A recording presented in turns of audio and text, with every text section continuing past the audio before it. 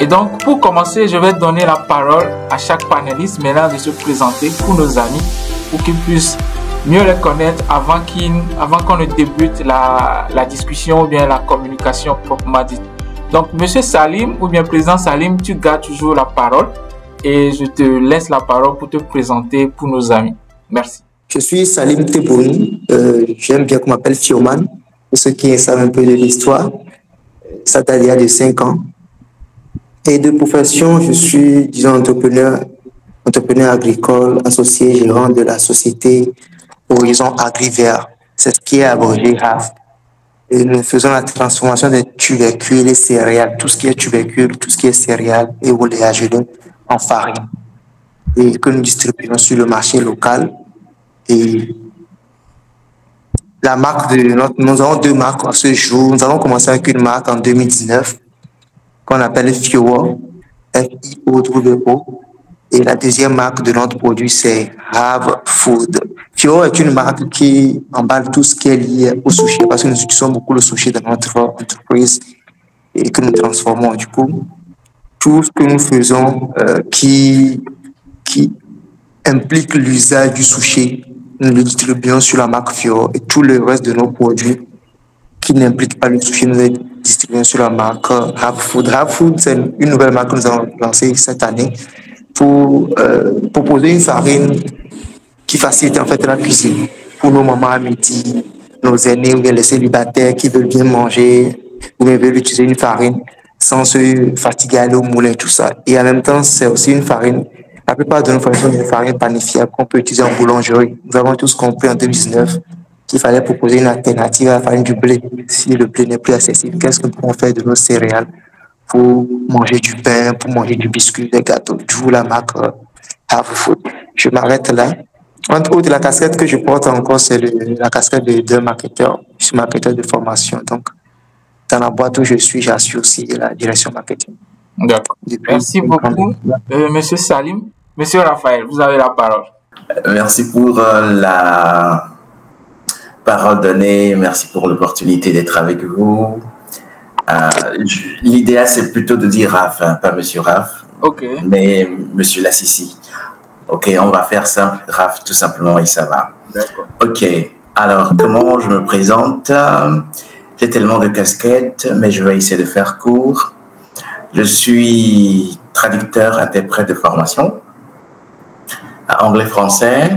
Je suis également directeur général de The Polyglot Center, un centre de formation de langue, de développement personnel, art, oratoire, leadership. Quoi d'autre? Je suis communicateur, oui. Je suis un TEDx talker. J'ai fait une communication TEDx au Togo. J'ai fait pas mal de communications. Vous pouvez trouver certaines sur YouTube. Et quoi encore? Voilà, je suis un orateur. Je suis un Toastmaster et j'ai été champion d'Afrique. J'ai représenté notre district 94 à Washington, D.C. à la demi-finale mondiale d'art oratoire, quoi. J'étais en ce temps l'un des 100 meilleurs orateurs au monde, voilà, pour résumer. Merci. En anglais, s'il vous plaît. Et j'ai battu des gens, les pays anglophones, voilà. Merci. Merci beaucoup. C'est un plaisir de vous voir également sur ce panel pour partager votre expérience en art oratoire avec nos amis. Celui qui pense qu'il a la réponse, c'était pour moi une première fois, mais j'étais très curieux. J'avais envie d'apprendre. Du coup, quand on me demande quelque chose, je ne refuse jamais. Donc, j'avais pris la première fois en public en tant que maître de cérémonie. Le seul souci que j'ai eu, c'est que quand je parlais, les gens ne me recevaient pas. J'étais devant, hein, je disais bien ce que j'ai envie de dire, mais tantôt, tu entends quelqu'un derrière, volume. Et puis voilà, je recommence avec la voix, je commence à bien parler, tantôt la voix d'elle-même. Je ne sais pas quand est-ce que la voix disparaît en fait. Donc c'était ma première fois que je peux dire j'ai pris une parole en public. C'était un peu la catastrophe, mais bon, c'était un début. Alors sur le plan professionnel, l'année, mais la période qui m'a vraiment marqué, c'était en 2019. Oui, 2019. C'était une expérience formidable pour moi parce que Et ce jeu, bon, du moins, c'était une période où je me suis rendu compte que non, que j'avais du potentiel, qu'il fallait juste le développer. J'étais à une fois, vous savez très bien, moi, je suis marketeur, donc j'aime beaucoup être sur le terrain. J'étais à une fois en 2019 à Méditogo, où il fallait valoriser un produit, le produit Fioro, justement. Puis nous étions à notre lancement pour le produit. C'était un début. Et vendre un nouveau produit sur un marché nouveau, c'est très difficile. Donc, je vais dire, je vais rester là, en résumé, peut-être je vais rebondir là-dessus avec peut-être d'autres questions pour expliquer en quoi ça m'a vraiment marqué, pourquoi j'ai voulu souligner ce point. Merci. D'accord. Merci beaucoup. Raph? Oui, Raph prend la parole justement pour parler de sa première fois. Ok. Bon, moi, je ne vais pas spécifier si c'est général ou professionnel. Je vais dire une première fois et si vous n'êtes pas convaincu, je pourrais spécifier et aller sur le professionnel. Dans tous les cas, moi, ma prise de parole, que ce soit générale ou professionnelle, j'essaie quand même d'en faire une sortie professionnelle. Voilà. Ok. Je dirais que ça a été en classe de CM1.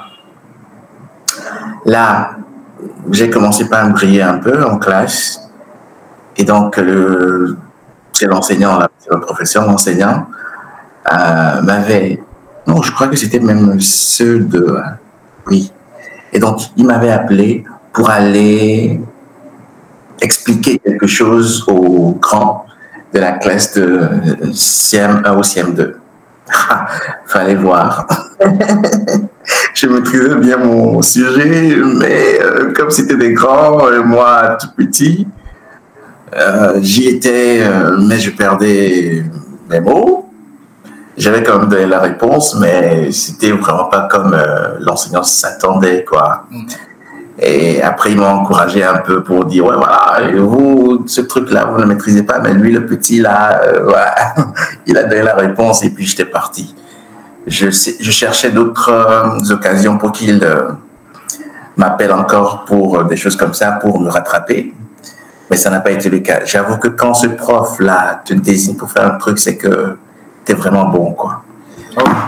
Ça a été une première fois. Est-ce que ça m'a marqué? Oui, ça m'a marqué. Et après, j'ai enchaîné d'autres choses, quoi. Exactement, ça t'a marqué et tu as enchaîné sur d'autres choses. Maintenant, parlons d'enchaînement. Dans l'enchaînement, qu'est-ce qui vous a motivé à améliorer vos compétences dans la prise de parole? Parce que si on voit le début de toute prise de parole en public, il y a toujours des ratés. On s'est bien préparé, mais quand même, quand on arrive sur le podium ou bien en face des gens, on a toujours des difficultés à dire ce dont pourquoi on est présent. Maintenant, dites-moi, qu'est-ce qui vous a poussé à améliorer vos compétences? Pourquoi vous avez amélioré vos compétences jusqu'à maintenant? Ok, il faut dire que moi, j'aime beaucoup le public. J'aime parler, quoi. Mais en même temps, c'est pas parler pour parler, mais j'aime impacter des gens, déjà là. Et puis, on a senti, hein, ceux avec qui j'étais, ou presque là où je vais, les gens sentent quand même que j'ai quelque chose à vendre, à prouver. Alors que je me cachais même à la maison, bon, je me cachais derrière mon grand frère parce que je suis le cadet. Mais à un moment, j'ai quand même pris la relève pour être devant les gens et parler. Donc, du coup, pour résumer, j'aime vraiment impacter. J'aime la communication, toucher les gens, les séduire. C'est d'ailleurs pour ça que j'ai participé à l'émission télé-réalité Les Séducteurs au Togo. Ah oui, je me rappelle maintenant. Voilà, c'est ça. Ok. Et donc, du coup, j'aime bien toucher les gens, les prendre par l'émotion et tout. En même temps, il faut dire que j'aime aussi manipuler quelque part les gens. Quand je dis ça, il ne faut pas avoir peur, hein, parce que tout est dans... Pour savoir bien vendre aussi, il faut être dans la psychologie des gens, essayer de connaître les gens et puis les inviter, les forcer d'une manière ou d'une autre à épouser votre idée, à acheter vos produits, ainsi de suite. Donc, bon, voilà. Voilà, ok. D'accord. Merci beaucoup. Je vais recommander à nos panélistes d'activer leur caméra. Comme ça, le public ou bien nos amis vont bien cerner le message que vous êtes en train de délivrer. Merci beaucoup. Salim, parle-nous un peu de pourquoi tu as voulu améliorer tes compétences en prise de parole. Le micro. Ok, merci beaucoup pour la question. Vous savez, de base, depuis le lycée, en tout cas, j'avais une motivation pour la vie professionnelle, c'était de devenir un entrepreneur. Ok. Et pour moi, surtout en classe de première, je me suis mis à me poser pas mal de questions. Qu'est-ce qu'il fallait faire pour être un bon entrepreneur? Quelles sont les qualités qu'il fallait avoir, les aptitudes et les atouts? Pour dire vrai, le marketing ne me faisait même pas partie de mes ambitions au départ. Je voulais que faire la comptabilité, donc, et pour mieux gérer la partie financière de mon entreprise. Mais je me suis rendu compte qu'un bon entrepreneur ne peut pas se réserver de parler en public. En tout cas, qu'il le veuille ou pas, il sera confronté à ce défi-là. Et donc, il fallait que je me prépare à ça. Et donc, moi, déjà, c'était le point de départ qui me motivait. Donc, j'ai commencé par suivre des formations et autres. Et au fil du temps, je me suis rendu compte que j'étais très à l'aise à parler en public. Mais c'est pas parce que je suis à l'aise à parler en public que je suis compétent. Non, il faut s'améliorer, il faut se former. Même au lycée, Raph, c'est un grand frère à moi. Raph, je connais, ça fait depuis pas combien d'années, je ne sais plus quand. Mais il fut un de mes formateurs. Peut-être qu'il a oublié, mais il fut un de mes formateurs en communication aussi, en art à toi. Donc, j'ai acquis des compétences grâce à lui aussi. Maintenant, étant sur le terrain de marketeur dans la vie professionnelle ou de commercial, c'est devenu une obligation pour moi. Parce que à chaque fois que tu es en face de quelqu'un, tu dois parler du produit ou du service que tu as à vendre. Que tu le veuilles ou pas, tu dois parler. Tu viens devant quelqu'un, que ce soit un stylo, que ce soit un cahier, que ce soit un bic, que ce soit une farine, comme aujourd'hui Fiora, tu ne peux pas éviter ça. Tu ne peux pas contre le cahier, tu ne peux pas éviter. Et quand je le disais pour mon exemple en 2019, je me suis rendu compte que tiens, plus tu parles bien, plus que tu touches bien ta cible dans ta communication, plus tu vends. Donc, ce sont là les quelques éléments qui m'ont motivé pour finir encore plus sur la question. Merci. Merci beaucoup. Je ne sais pas si Jaël nous a rejoint entre-temps, si elle a pu faire signe pour qu'on puisse entendre un peu également. Oui, merci, elle est là. Ok, merci. Tu as la parole. Tu peux nous dire un peu, te présenter d'abord et après parler un peu de ta première expérience de prise de parole en public et également dire pourquoi tu as décidé de t'améliorer. Ok, alors bonjour à tout le monde. Toutes mes excuses pour mon décalage horaire. Je suis actuellement à Harare. Je suis Jaël Amouzou, de base technologue alimentaire, alumni Yali Dakar 2017. J'ai l'habitude de dire que bon, je suis l'ancêtre qui reste. Donc il faut me respecter dans l'association des alumni. Mais bon, depuis 2017, nous, on a connu le chemin et je suis fière de ce que ce truc-là, ce programme-là produit et de ce que le programme fait de nous aujourd'hui. Alors, après ça, j'ai enchaîné sur pas mal d'autres programmes.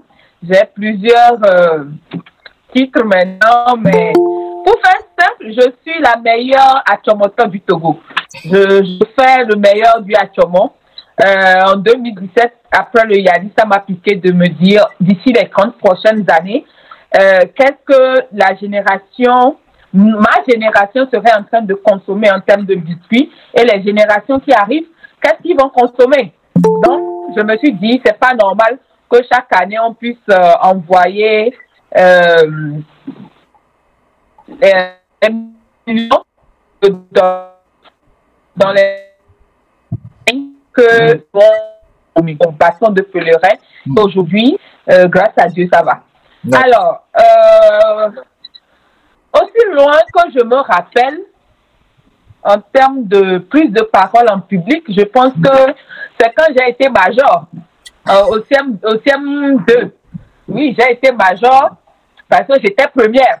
Donc, Dieu a fait grâce, on a eu un peu dans la tête, donc on a enchaîné plusieurs fois première. Donc, quand tu deviens première, tu es major. Donc, c'est à partir de là que j'ai commencé par apprendre à parler en public. Après, je pense, petite, j'ai été très timide, mais après le bac, quand je suis arrivée à Lomé, il fallait se faire une place dans la société. Parce que, vous voyez, nous, on avait fait l'ancien campus. C'est pas maintenant avec Gaïbo. Donc, à l'époque, soit tu es très intelligente et on te respecte, soit tu es sexy et on te respecte. Bon, on ne te respecte pas, mais tu arrives à te faire des amis. Soit tu sais parler aux gens.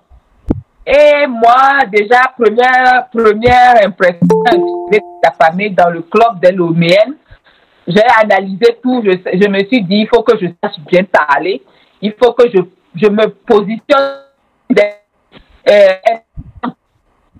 Ce que je vais plutôt dire, c'est de se positionner sur un sujet intéressant. Donc, c'est comme ça, c'est parti. J'ai été, je pense, secrétaire de notre, comment ils appellent ça là, dans les amphis, voilà, la faculté. Non,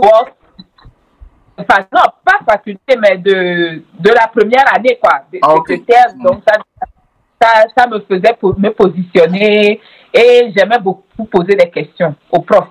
Quand moi je ne comprends pas, il faut que tu m'expliques jusqu'à ce que je ne comprenne, parce que les collages que j'ai payés là, c'est beaucoup. Donc ça fait que moi, depuis toujours, là, je parle, je me défends toujours. Je n'arrive pas à me taire, en fait. Donc, ça m'a pris comme ça et ça a fait que j'ai fait des associations, je vendais déjà sur le campus. Donc, ça aussi, ça m'a permis de manager, de parler aux gens, de vendre, de convaincre et tout. Et ainsi de suite. Ça s'est fait tout doucement. Je ne vais pas dire que j'ai fait une formation en plus de paroles ou quoi que ce soit, mais il faut dire que j'ai très vite su me positionner sur des débats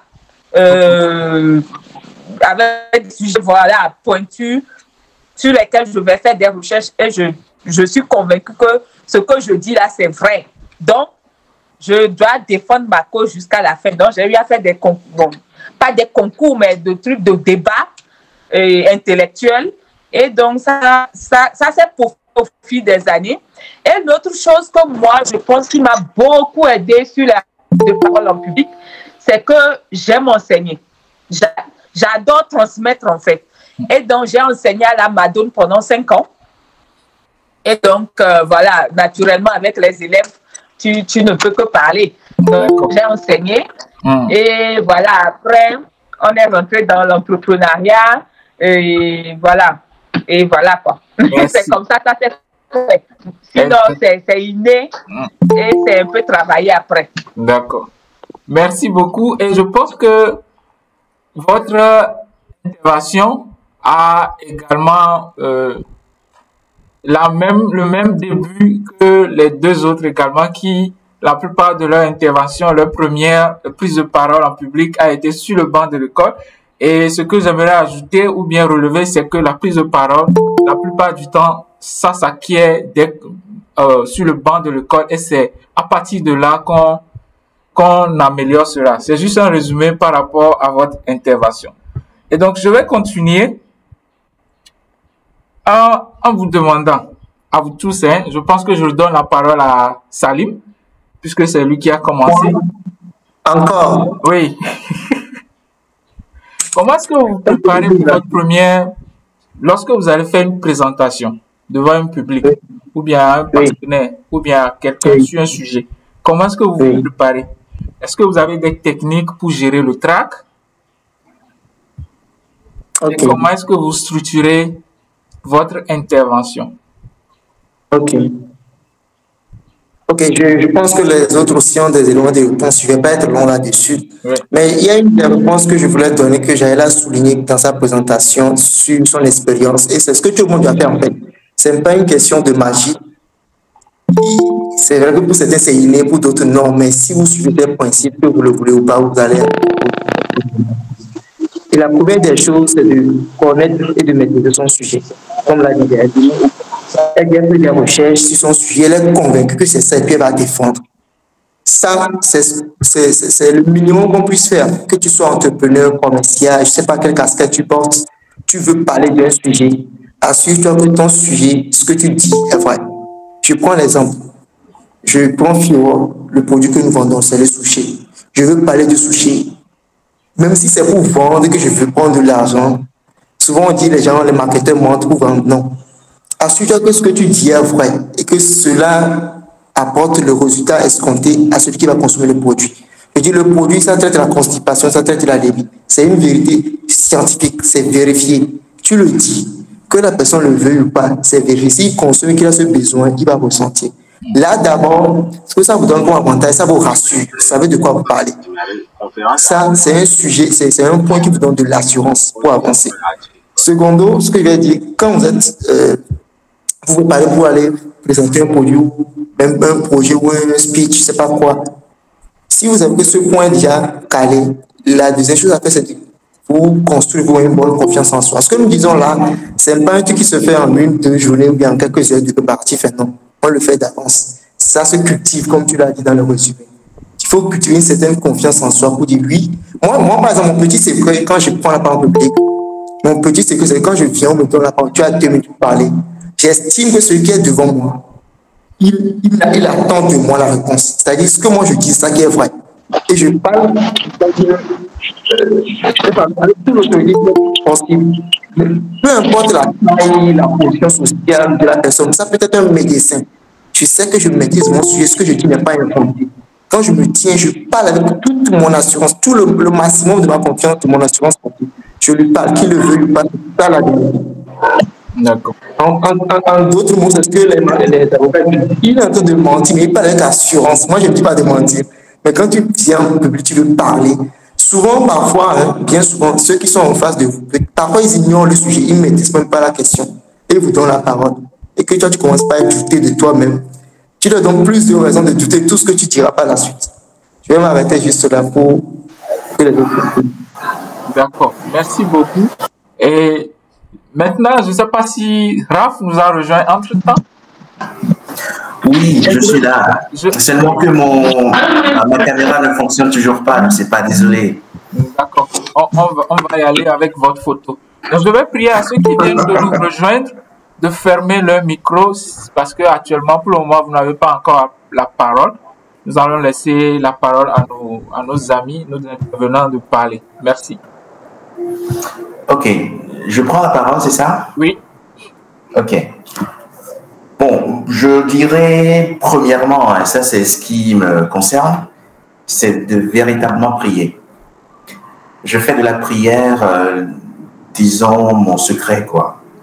Véritablement prier. Parce qu'il arrive, en tout cas, jusqu'ici, ça ne m'est pas arrivé, mais il arrive qu'on maîtrise vraiment son sujet, mais qu'on soit en panne, qu'on ait un souci, quoi. En plus, ça va être peut-être, je ne sais pas comment dire ça, péjoratif ou négatif, mais nous sommes en Afrique.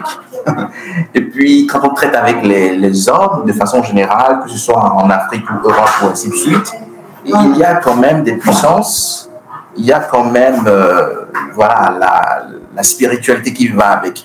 C'est pas tout le monde qui nous aime, ok? Donc, il faut quand même essayer de prier. Si vous louez, je ne sais pas ce que vous louez ou qui vous louez, mais essayez quand même de véritablement prier pour être vous-même dans le corps et dans l'esprit. Ça, c'est ce que moi je fais.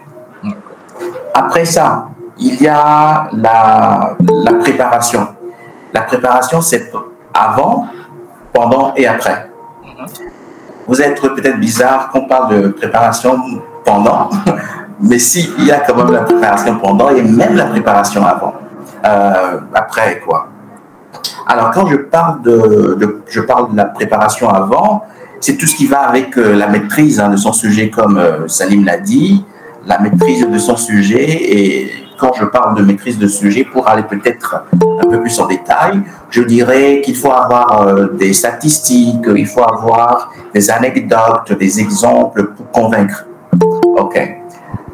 Et là, quand on parle, les connaisseurs savent en même temps que, ben voilà, ce que celui-ci dit, c'est du vrai, c'est du concret. Ok. Et généralement, ce que je dis aussi, c'est que le public n'est pas bête. Le public n'est jamais bête, quoi. Il ne faut pas se dire que ce sont des gens qui ne maîtrisent rien et donc il faut leur mentir. Non. Il faut que ce qu'on a à dire soit véritablement étudié, fouillé, tout, quoi. Pour ne pas passer pour un menteur. Salim l'a dit, c'est pas pour venir mentir, mais voilà, il faut que ça soit vraiment recherché, fouillé. Donc ça, c'est avant ça. Dans l'avant également, je proposerais par exemple qu'on écrive, si c'est un discours, moi je ne le fais pas très souvent, mais qu'on ait quand même des points précis sur lesquels on voudrait parler. Ok? Et là, on vient, on ne tâtonne pas, on ne titube pas, et puis on va à l'essentiel du besoin. Maintenant, pendant, il y a ce qu'on appelle le stress. Il faut savoir comment gérer. Moi, mon corps, par exemple, quand j'ai une présentation à faire ou une sortie officielle ou pas à faire, c'est que j'ai très vite envie d'aller aux toilettes uriner. Je peux ne pas avoir bu de l'eau, beaucoup d'eau, mais je vais quand même uriner. C'est la façon pour mon corps, je crois, de gérer le stress. Et une fois que je prends le micro, là, ben, c'est fini, quoi. C'est non-stop et je fais mon show jusqu'à la fin.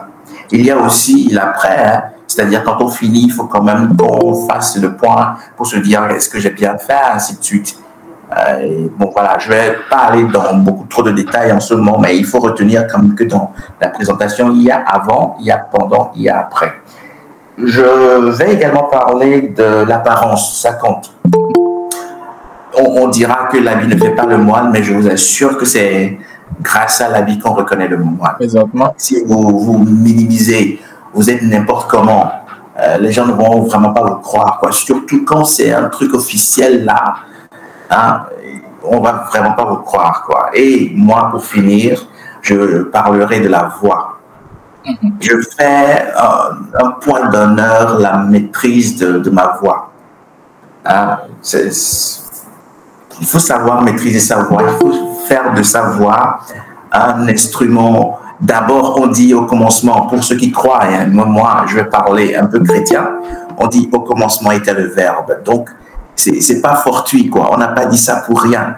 Et donc, il faut vraiment que la voix soit suave. Il faut que même les ennemis, quand ils entendent la voix, qu'ils se disent, ouais, il y a quelqu'un qui parle, quoi. Ils sont forcés d'aimer. Ils sont forcés d'aimer, quoi. Donc, la voix, maîtrise de la voix, savoir le timbre de sa voix, comment ça peut porter, comment séduire avec, ainsi de suite. Ok, je vais m'arrêter là. Merci beaucoup, monsieur Raf. Bon, je suis habitué à Raf. Pour l'intervention, c'est assez intéressant. Et je donne la parole à Jaël. Jaël, tu es avec nous? Bonne. Jaël, je suis... Non, Jaël. Jaël a des soucis puisqu'elle n'est pas sur place. Jaël, bon, si Jaël n'est pas là, je crois qu'on va continuer. Elle est sortie. J'ai remarqué que le numéro était sorti en tout temps. Peut-être que... Donc je voulais ajouter un truc, si tu permets. Oui. Quand Raph parlait, j'ai fait l'effort de parler le minimum possible pour que les autres aient du temps. C'est ce qui concerne la gestion du stress, comme il a dit, l'urine. Vous savez, c'est pas une question posée, mais j'ai envie de partager, puisqu'on parle de communication. Bien souvent, moi-même qui vous parle, à chaque fois que je dois faire une communication ou une présentation, un pitch, et que c'est un niveau élevé ou qui sort de mon quotidien, qui est ordinaire, quel que soit le niveau de préparation, comme l'a dit Raph, spirituel. Je suis encore là. Ah, Dieu merci, je vais finir ma phrase et puis je te laisse en même temps. Je vais encore résumer ma phrase.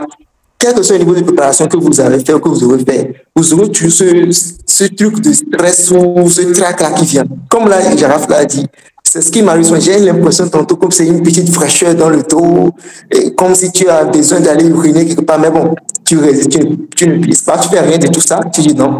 Et là où ça devient intéressant, quand tu prends la parole, dès que tu commences en tout cas, et que tu t'es bien préparé, tout ce truc-là, ça quitte. Ça, c'est mon exemple. Surtout que quand tu as envie de bien parler de ta chose, le plaisir même que tu crées en toi pour pouvoir parler du sujet. Ça fait que bon, l'enthousiasme domine ce stress. Et ce sont des petits secrets qu'on doit faire en amont avant de commencer le pitch. Je vais m'arrêter, Jaël est de retour. Oui. Merci, Jaël.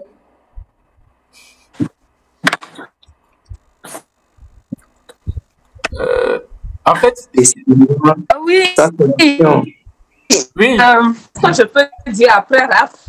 Quand Raph finit de faire suite. Bon, si ta connexion n'est pas très, très bonne, tu peux bloquer la caméra pour qu'on puisse t'entendre fluidement. J'ai une question, s'il vous plaît. Oui, patientez pour les questions pour le moment. D'accord. Oui, Jaël, tu peux y aller maintenant.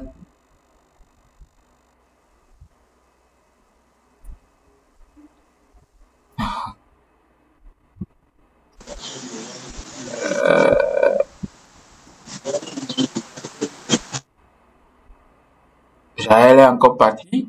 Jaël, je crois qu'elle a un souci de connexion.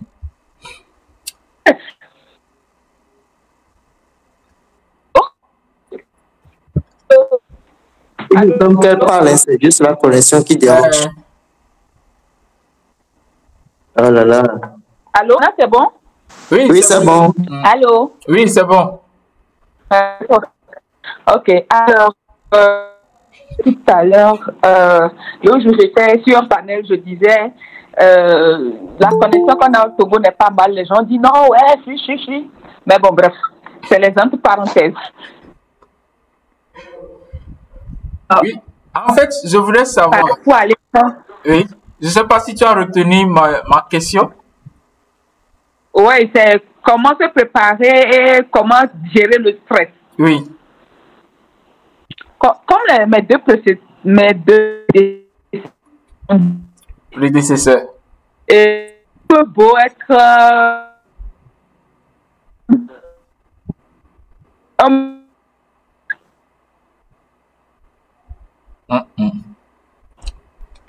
Ça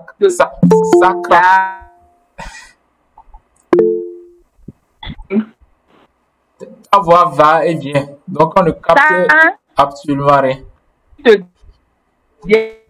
Peut-être qu'il faut lui écrire un message. Dire si elle peut écrire son message, je ne sais pas, en attendant que la connexion soit bonne chez elle. Oui. On ne te reçoit pas bien, Jaël. Maintenant, c'est bon? Oui, je crois que c'est mieux maintenant. Ok, donc je vais essayer d'aller vite pour ne pas fatiguer. Donc, je dis pour gérer le stress, on peut faire ça à la énième fois, mais à chaque fois que tu veux monter sur scène, tu as toujours ce... Il faut, moi par exemple, souvent j'ai toujours mes feuilles sur lesquelles j'écris, moi-même je l'appelle le corps de mon message, genre les grands points. Et j'écris ça en gros. Donc ou bien sur mon téléphone, j'écris ça, les grands points sur lesquels je vais débattre quoi. Et puis ça fait que dès que je jette mon regard sur ça, je sais que voilà, je suis ici, c'est ce que je dois dire. Ensuite je dis ça, ensuite je dis ça et puis ça passe. Maintenant, ça, c'est quand tu es sur un panel. Mais quand tu vas pour donner une formation, là, il faudrait que tu mettes plus de sujets de A à Z. Il n'y a pas encore... Bon, là, tu as les diapos. Et tout va aujourd'hui aussi dans ta prestance, ton débit de voix, comment tu gères. Et maintenant, pendant j'ai bien aimé quand Rafa dit le pendant. C'est le pendant même là. Tu es obligé de te préparer dans le pendant parce que parfois, sur scène, il y a des sujets sur lesquels tu n'avais pas vraiment fait des recherches qui viennent te surprendre quand tu es là-bas même. Tu n'as plus l'ordinateur pour fouiller, tu n'as plus... Et il faut improviser.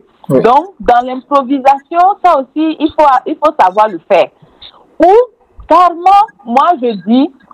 Il y a une chose que je dis souvent quand je veux aller sur scène après la prière, je dis, Gel, tu n'as pas tout le pouvoir de la connaissance. Donc, tu dois pouvoir dire aux gens, sur ce sujet-là, j'aurais aimé savoir plus, mais est-ce que vous pouvez nous aider ou bien quelqu'un dans l'assistance a maîtrise? Parce que faut pas aussi ouvrir la bouche pour aller mentir. Ça, il faudrait l'éviter vraiment, c'est à éviter, quoi. Donc, après ça, on a parlé de l'habillement. L'habit ne fait pas le moine, mais depuis que je m'habille bien, je voyage beaucoup plus. Non seulement ça, il y a les petites filles, parfois c'est des panels où vous êtes avec des co-panélistes, la gestion du temps, la gestion de la prise de parole, tout ça là, c'est important. Et il faut que tu sois toujours à l'écoute de ton environnement. Qu'est-ce que la salle veut? Moi, souvent, par exemple, pour parler devant les caméras, au niveau des télés et tout, je n'aime pas trop me préparer parce que c'est sur le plateau que parfois tu as de l'inspiration. Parfois, tu peux dire, je vais me préparer avant d'arriver sur scène. Et en préparation, tu n'as pas tout, quoi. Tu sais qu'il manque quelque chose. Mais quand tu rentres dans la salle, le message vient. Et il faut vraiment avoir de la spiritualité dans tout ça là. Parce que parfois, il y a un message qui doit passer par toi pour les autres. Et il faut que toi-même, tu sois apte et dans les conditions pour recevoir ce message-là, pour le faire passer aux autres. Je pense que j'ai tout dit. D'accord. Merci beaucoup. Merci beaucoup. Je pense que si nos amis sont satisfaits par rapport aux réponses, vous pouvez utiliser les émoticônes en bas pour manifester votre réaction par rapport aux interventions de nos amis. Merci à tous et je vais continuer un peu et maintenant prendre une question dans le public. La plupart du temps, on demande à savoir, on dit qu'il faut impacter le public dès les premières minutes. Comment est-ce que vous arrivez à faire cela lorsqu'on vous donne la parole? Comment est-ce que vous arrivez à impacter le public? Comment est-ce qu'on peut y arriver, en fait?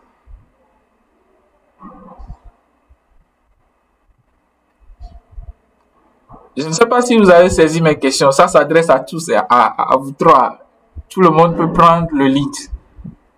Comment est-ce que vous arrivez à impacter le public dès les premières minutes? Oui, cette question. Alors, je prends la parole. Okay. Mais avant de répondre à ceci, je voudrais souligner certains points que Jaël a mentionnés, qui peuvent peut-être passer inaperçus, mais qui sont vraiment importants. Elle a parlé d'humilité. Franchement, c'est vraiment important pour un orateur bon ou celui qui veut être l'un des meilleurs, toujours d'être humble.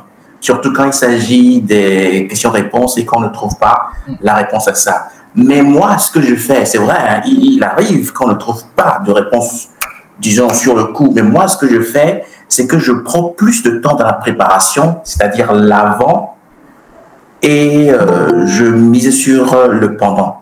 Dans l'avant, j'anticipe vraiment sur le besoin ou les besoins du public, quoi. Il faut se dire, mais de quoi est-ce que je veux parler? Qu'est-ce qu'ils ont envie de connaître? Qu'est-ce que je veux leur dire? Qu'est-ce que je dois leur dire? Et ceci, quand je mets cette phrase-là, ça peut entraîner une question. Alors, est-ce que j'ai envie de répondre à ça en même temps ou je laisse exprès pour répondre à ça dans les questions? Donc, dans l'anticipation, on peut déjà répondre à 95% des questions.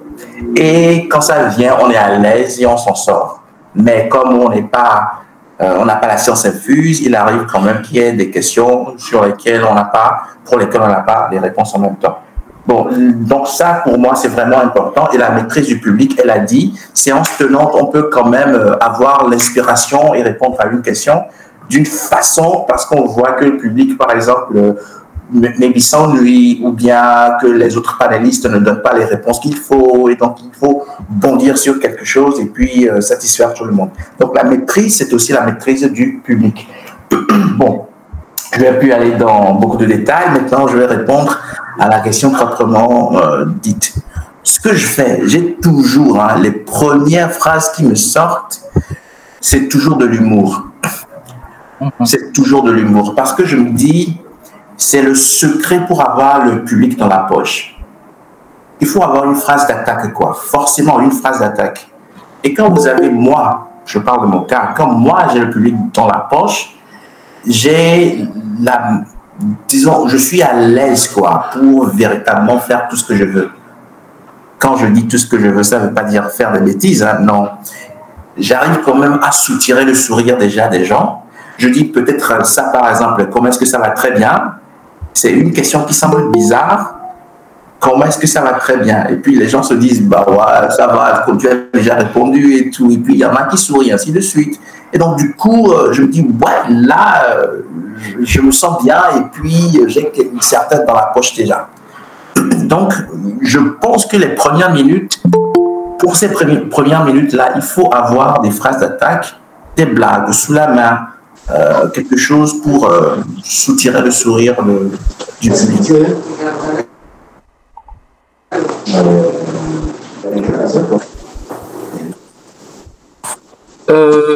Je vous invite, donc vous pouvez vous rallumer, s'il vous plaît. Donc je vais prier nos amis qui viennent de nous rejoindre de bloquer le micro de leur truc là. Non, je crois que j'en ai fini. Hein. Okay. Je vais m'arrêter là. D'accord. Merci beaucoup. Merci. Vous aviez dit quelque chose au début qui m'a beaucoup plu. Abel, il faut bloquer le micro.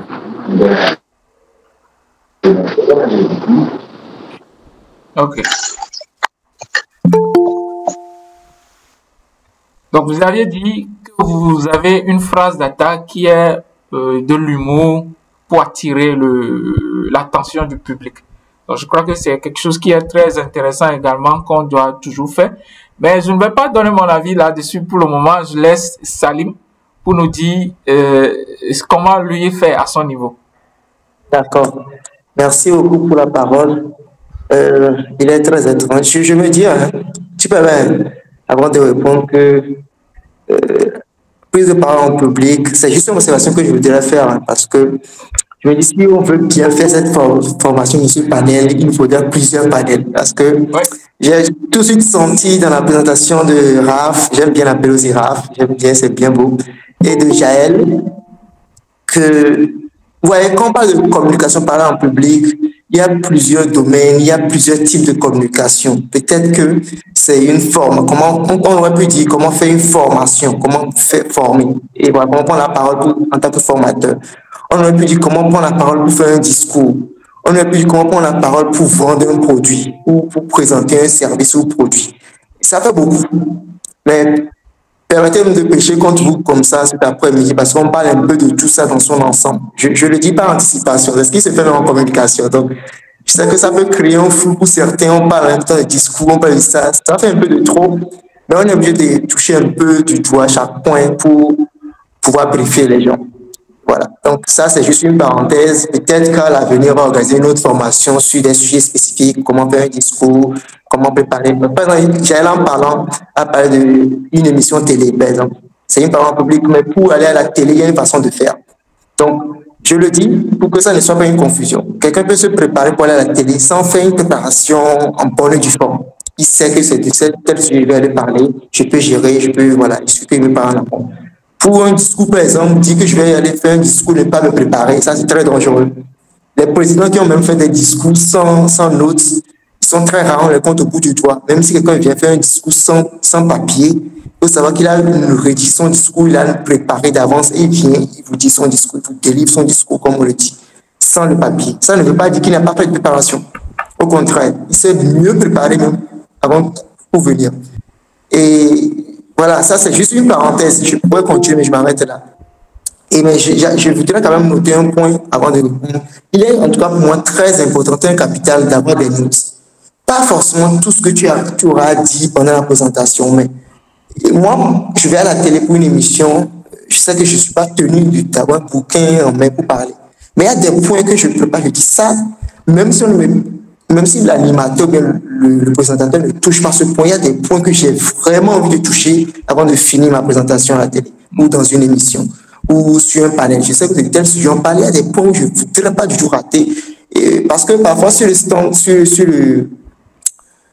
dans le fait, avec les questions que les gens vous envoient, vous fusillez avec des questions, vous pouvez oublier certains aspects de votre communication pour le faire. Donc, il est quand même important, à moins que vous ayez une bonne mémoire et que vous ne soyez pas distrait par l'émotion, vous ne pouvez pas noter. Mais pour moi, c'est fondamental. Comme l'a dit Jaël, tu le notes en grand, tu l'écris bien gros, bien grand. Et même si c'est à la conclusion que vous arrivez, que personne n'a touché ce point, toi, mais tu abordes la question parce que tu estimes qu'on ne peut pas parler de ce sujet sans toucher ce point, ce point, ce point. Ça, ça un. Là, je réponds maintenant à la question qui a dit comment faire pour créer, tu peux m'aider, Maoli, comment faire pour créer le contact ça, avec le public, c'est ça? Oui, évidemment. Ok. Bon, mon premier secret, après avoir tout fait, quand je prends la parole, la première chose que je fais, c'est de saluer le public. Parce que si tu es à l'aise avec ton public, tu pourras parler aisément, dire tout ce que tu as dans le ventre. D'abord, même si je sens la timidité, ce que je fais en fait au prime abord pour tuer un peu ce stress, cette timidité, c'est d'abord de les saluer et de leur dire comment ils vont, moi je vais bien, tout ça, tout ça. Et l'autre chose, c'est peut-être de leur demander de se présenter. En se présentant, tu les découvres. Oui, moi je suis tel, j'ai fini de me présenter. Tu fais quoi? Toi, tu fais quoi? Qui tu es? Tu viens d'où? Pourquoi tu es là? Ce sont des petites astuces que, moi, en tout cas, je pense que nous tous nous utilisons bien souvent. Ça aide en fait à te détendre toi-même. Puis parfois, même le public, même un peu soucieux, te regarde comme ça. Quand il parle aussi, bon, tu sens qu'ils ont un peu le trac, tu dis, bon, finalement, on est dans le même bateau. Et c'est peut-être toi qui vas les aider à être à l'aise, à parler, à se présenter, à parler. Puis, le temps que les 1-3 minutes s'écoulent, tu es à l'aise et tu crées directement un contact avec eux. Et déjà, dans leur présentation, tu peux toucher des points pour créer une communication. Tu n'es pas. Pour moi, quand je suis dans une présentation, je ne me vois pas comme étant trop au-dessus des autres. Non. Peu importe leur niveau, je me dis, bon, on est tous des hommes. Donc, en faisant ça, tu te ramènes à leur niveau, tu crées un lien entre vous, en fait. C'est ce qui, moi, me plaît bien dans la chose. Et l'autre chose que je vais dire, ça, c'est en amont. Tu peux pas aller à une présentation. En tout cas, c'est pas intéressant d'aller à une présentation de projet ou un pitch et tu te documentes pas sur le public. Je vais pour donner une formation, par exemple. Je prends le cas d'une formation. Pour donner une formation à un public. La première des choses que je fais, je veux connaître qui ils sont, quel est leur profil. En fait, connaître un peu de ce qu'ils sont. Ce sont des professionnels, ce sont des élèves, ce sont des étudiants. Des choses comme ça qui te permettent aussi de mieux te préparer. Quand tu viens, tu sais comment aborder les sujets, tu sais quoi leur dire directement qui peut toucher leur cœur rapidement.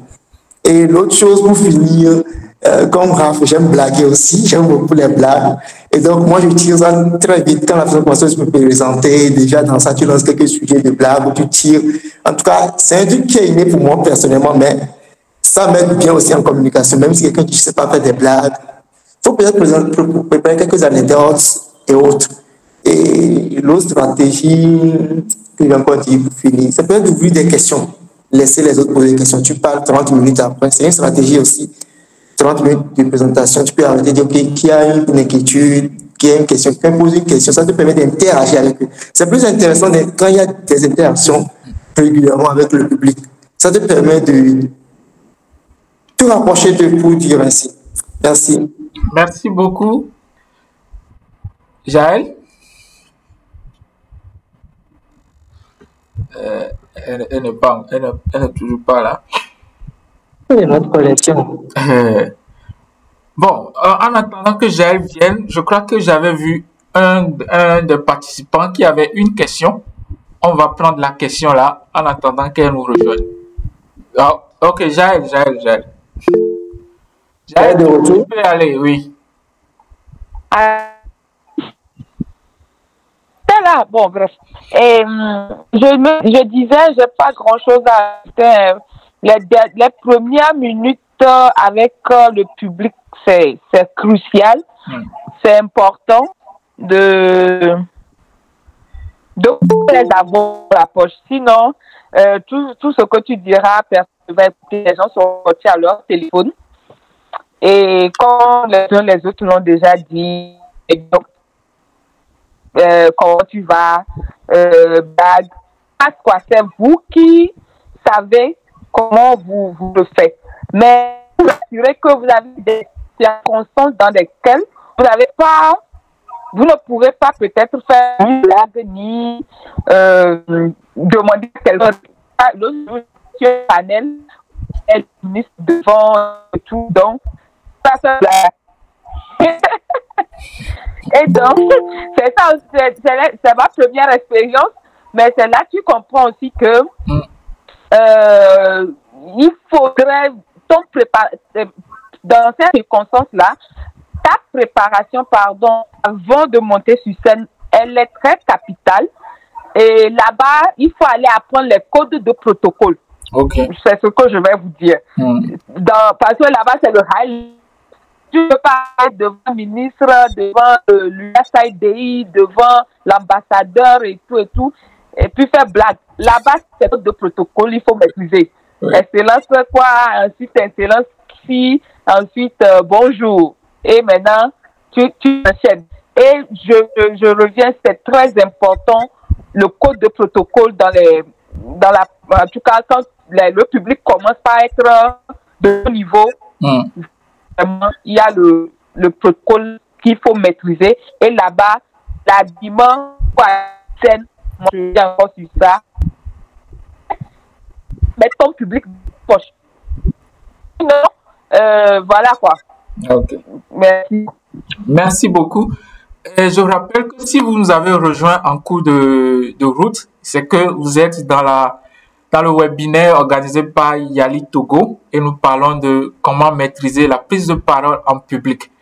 Et maintenant, je vais donner la parole à Monsieur Raph, vous voulez intervenir? S'il te plaît. Oui. Il y a quelques mains levées pour la question. Je ne sais pas si tu veux les prendre. Okay. Oui. Mais je vais prendre une personne des mains qui sont levées et après je vous donne la parole pour répondre. Mahmoud, oui. Mahmoud. Oui, merci beaucoup.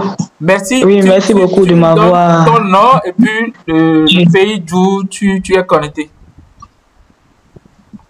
Je suis Mahmoud Ali du Bénin. Ok. Ma question est que je voudrais savoir comment dominer au fait le fait en public. Des fois, j'arrive à faire des recherches, je maîtrise bien les sujets, mais au bout d'un moment, je perds le contrôle. C'est que je me perds quoi. Je ne me souviens plus des idées. Donc, je voudrais savoir comment dominer au fait ça. Et ma deuxième préoccupation est que Madame Jaël, si j'ai bien suivi ses propos, elle a dit que en face d'un public de haute personnalité, on n'aura pas besoin de faire de l'humour, de faire de la blague. Est-ce que c'est... Je voudrais savoir comment entamer la parole en public lorsqu'on est en face des hautes personnalités. C'est tout. Merci beaucoup. Merci beaucoup, Mahmoud du Bénin. Je vais prendre une dernière question et après je vous laisse répondre en même temps. Une deuxième, oui. Madame Marty. Et oui. Allô? Oui, allô? Allez. Bonjour à tous. Bonjour. Je tiens à remercier l'association pour ce webinaire. J'apprends beaucoup et ma question s'adresse à Raph. Il a parlé de bien se préparer avant de monter sur scène, bien préparer son intervention, se documenter et il a touché le côté de travailler sa voix. Donc, je voudrais savoir comment connaître le timbre de sa voix et quelles sont les techniques pour pouvoir l'améliorer. Merci. Améliorer sa voix. Oui, comment connaître le thème de sa voix et comment l'améliorer. Ok. Quelles sont les techniques pour l'améliorer? D'accord. Merci. Merci beaucoup. Vous êtes connecté d'où? La Côte d'Ivoire, depuis la Côte d'Ivoire. Côte d'Ivoire, super. Merci beaucoup. Je vous en prie.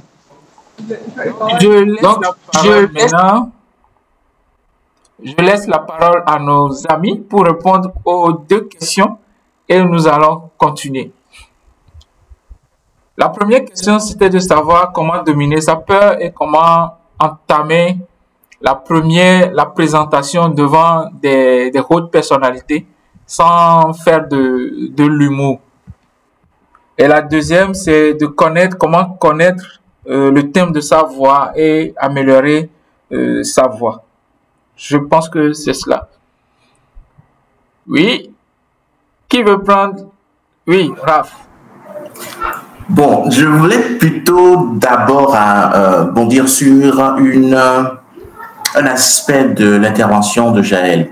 C'est peut-être la réalité qu'elle vit, mais je vous assure que qu'importe le protocole, qu'importe qui on a, l'humour passe toujours. Okay. En tout cas, je parle en termes d'expérience que j'ai. Je vous donne juste un exemple, je ne vais pas être très très long. La dernière fois, j'étais à la BOAD pour une réunion. Sur le programme, j'ai plutôt annoncé un point qui allait venir avant, disons, le point essentiel même, quoi. Okay. Et après, j'ai vu que je me suis trompé. Ok, j'ai rectifié. Je suis allé. Quand je suis revenu pour prendre la parole, j'ai dit, je m'étais mélangé les pinceaux, ainsi de suite, et puis j'ai dit un peu comme dans cette blague-là où ce monsieur, et j'ai donné une blague, et les gens ont ri, quoi. Donc, c'est toute une question de présence d'esprit. Vous imaginez déjà qu'à la BOAD, ce sont des hauts cadres, hein? Des hauts cadres, quoi. Donc, moi, je vous assure, j'ai même été, je ne l'ai pas précisé avant, je suis Mandela Washington Fellow 2016. Il y a ce moment-là où on est dans un panel. Et il y avait des questions sur LGBT et whatever. Mais il y avait quand même des moments où moi j'avais pris la parole pour glisser une blague en passant. Donc, tout est question de présence d'esprit et de la marque ou de l'impact. En tout cas, moi, j'en fais une marque à moi, de toujours avoir une touche de blague quelque part pour déstresser les gens, quoi. Parce que quoi qu'on dise, même les présidents et tout ça, ils ont besoin de se déstresser un peu avec des gens qui osent quelque part, qui sortent une blague. Mais il faut savoir comment le faire. C'est risqué peut-être, mais il faut savoir comment le faire. Alors ça, c'était mon point pour dire que oui, blague, d'accord, mais il faut savoir quelle blague faire aussi. On ne va pas aller parler du sexe devant ces messieurs, par exemple. On ne va pas prendre la politique pour dire, bon voilà, alors qu'on veut, il y a un fort là-bas, et puis tu prends une blague de politique pour dire, écoute, quoi, ou c'est comme par exemple, on dit, on a Adjelator.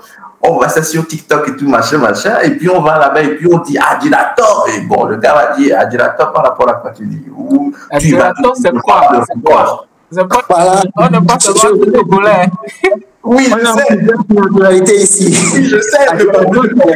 Là, on dit en français, pour ceux qui ne comprennent pas. Oui, Adjelator, ça veut menteur, oui. Voilà, menteur. Ça veut aussi dire je ne vois pas le rapport. Alors que, par exemple, on dit ça. Le gars est là et puis tu vas et on pose une question, un truc, tu dis, ben je ne vois pas le rapport. Il va dire, écoute mon gars, tu ne vois pas le rapport par rapport à quoi? Attends. Tu te moques de lui, ça. Tu vois? Donc il y a certaines blagues qu'il faut véritablement éviter, quoi. Véritablement, ils ont toujours besoin de ça pour se déstresser aussi. Bon, maintenant, je ne sais pas si je vais répondre à une question. Il y a une essentiellement qui est adressée à moi. Oui, il faut répondre. Oui. Et si vous permettez tous les deux, permettez que j'ajoute un petit truc à ce que Rafa dit avant qu'il ne réponde, pour ne pas oublier. Ok, d'accord. Voilà. Je vais aller dans la même logique que Raphaël tout de suite pour dire, comme il a dit, je voulais dire justement, c'est pas que j'essaie de retarder le temps pour dire, ça dépend du contexte dans lequel on est. Exactement. Il y a la question de blagues, même les présidents font des blagues parfois dans leur discours. Et comme la girafe, la chose que moi je vais dire pour finir sur ce point, c'est pour dire, si vous savez que vous ne savez pas faire de blagues, ne faites pas de blagues. Ouais.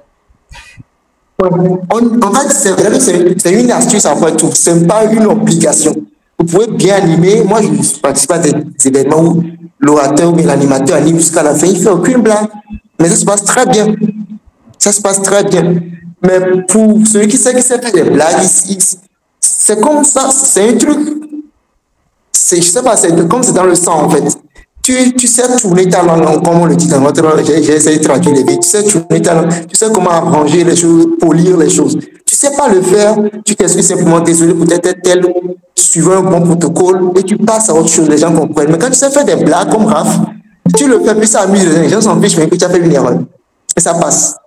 Maintenant, la question de Jaël, c'est très important, mais pour dire, c'est aussi important de connaître le protocole, de savoir en face de qui je suis, comment je dois commencer. Avant de, tu vas pas commencer une phrase et dire, par exemple, moi, j'aime souvent faire des présentations avec un président et autres. Je ne vais pas leur demander de se présenter.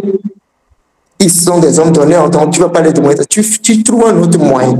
Bon, bref, il y a plusieurs astuces, mais ne prenons pas les choses comme on l'a dit, puis dans n'importe quel contexte, on va l'appliquer, non.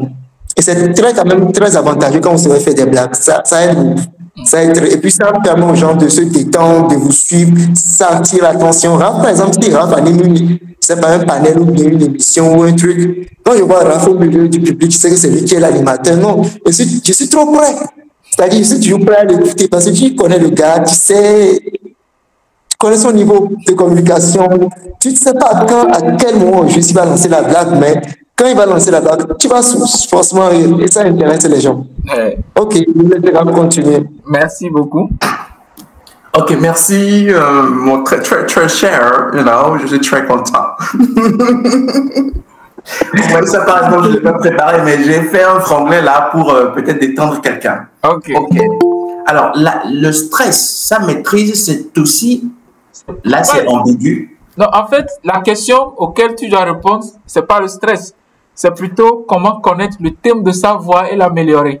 Oui, il y a ça qui m'est adressé particulièrement. Oui. Et ça, je triche les gens. Je triche vraiment.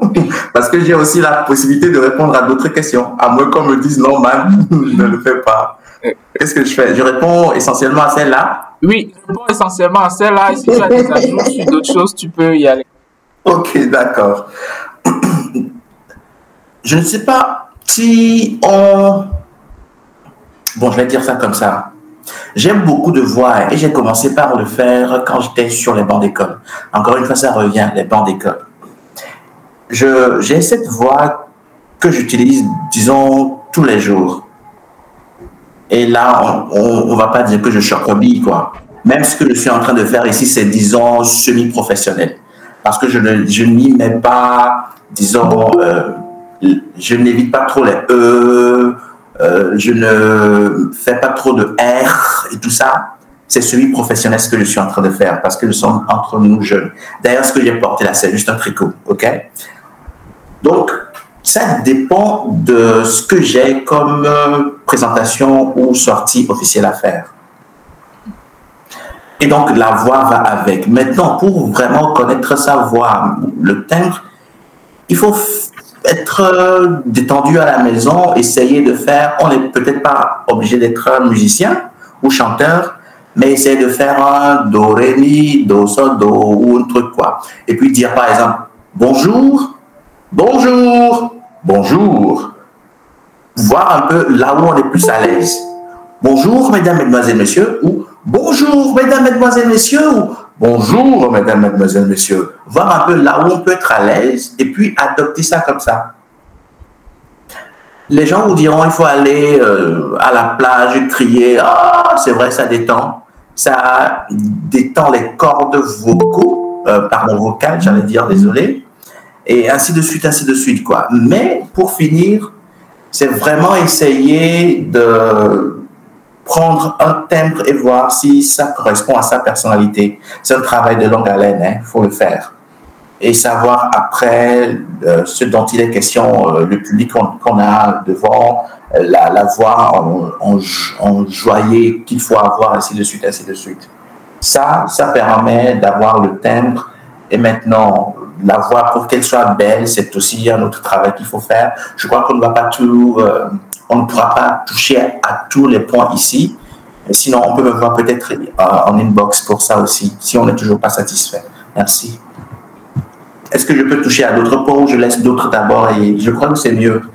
Je ne sais pas si Jaël voulait intervenir parce que ça fait longtemps que je n'ai pas entendu sa voix. Justement, je voulais aussi lui laisser la parole d'abord. Jaël, tu es avec nous? Non, je ne la vois pas. Je la vois pas. J'étais Elle aussi. est Il là. faut me voir. Oui, Il je faut te me vois voir. maintenant. Alors, non, je n'ai pas. Mais je pense qu'il y avait une question d'une dame qui disait quand les mots se perdent. En fait, moi, ça m'est déjà arrivé aussi par expérience où tu es à fond et puis c'est comme si tu n'as plus quelque chose dans la tête. Pendant ce temps, ce qu'on fait, c'est qu'il faut soupirer, il faut respirer. Genre, respirer, prendre vraiment de l'air, le ressortir. C'est vrai, tu es devant les gens pendant ce temps où ça se passe. Mais je vous assure que les gens comprennent aussi. Ceux qui sont devant nous, que ce soit en conférence, en formation et tout, eux aussi, ils savent. Avant de voir, et puis les gens peuvent soutenir, à continuer. J'ai vu à vivre les gens sont bloqués, ils sont devant les investisseurs, rien ne sort, ils ouvrent la bouche, ça ne sort pas. Il faut respirer, il faut boire de l'eau. Moi, et souvent, c'est pourquoi sur les panels et tout, l'eau à côté, c'est toujours important. Parce que tu ne sais pas quand est-ce que ça peut t'arriver. Surtout pour les débuts, mais n'abandonnez jamais, que ça ne démotive pas, que ça ne soit pas une raison pour dire « Ok, moi, je ne sais pas faire, ce truc c'est pour les autres. » Non, les autres que vous dites là, c'est des centaines de fois d'exercices qui les ont amenés à faire ça. Donc, quand ça arrive, ne paniquez pas, respirez. Si vous pouvez avoir de l'eau, buvez et vous allez voir, pour ces 3 secondes-là, tout revient à la normale et vous continuez. Alors, les uns et les autres sont revenus sur l'histoire des blagues et des circonstances. Et ce que moi je veux dire, je réitère, il faut maîtriser les protocoles. Pour une débutante, moi je suis débutante. C'est vrai, je parle sur d'autres sujets là, ou bien sûr des volets comme la formation. Là-bas, je peux dire que je suis moyenne, avec modestie. Mais sur des grands plateaux et tout, c'est mes premiers pas. Donc, il faut aller mollo. Et après, quand vous faites un nom dans l'écosystème, vous faites un nom, vous connaissez un peu de tout, vous pouvez vous permettre de faire des choses. Et il faut maîtriser le protocole, surtout dans les grandes conférences. Même quand on dit parole en public, même, je me dis déjà, quand vous êtes sur une table, dans les séminaires, autour de la table, même comment prendre la discussion autour de peut-être une table de 12 personnes, une table de 5 personnes, c'est une prise de parole en public. Tout ça, il faut savoir le faire. Et c'est plusieurs exercices, plusieurs fois que ça vient. Petit à petit, ça vient. Surtout, ne paniquez jamais, ne dites jamais que je ne peux pas. Tant que vous êtes en vie, vous pouvez. Merci. Merci beaucoup. J'ai oublié. Merci beaucoup, Zaïd. Je pense que Salim voulait ajouter. Oui, il est vrai que la question m'a échappé un tout petit peu, mais j'avais envie de rebondir ce que j'avais bien de dire pour dire. Il y a là un truc au beau milieu que j'ai aimé. Vous savez, quand on parle de parole en public, souvent, dès que les gens entendent parler de l'expression là, ils sous-entendent les gens sont nombreux, je suis devant eux. Ils sous-entendent je suis en train de faire un discours devant une autorité ou autre. Non. En fait, ramenons la chose au plus petit niveau que nous avons. C'est comme ça commence. Du moment où vous arrivez à parler en public avec 10 personnes à l'aise, vous pouvez alors passer à un niveau où vous êtes devant 20 personnes, vous êtes à l'aise. Vous pouvez aller. Si vous pensez que c'est un grand public avant de considérer que vous êtes en train de parler en public, vous êtes déjà en erreur.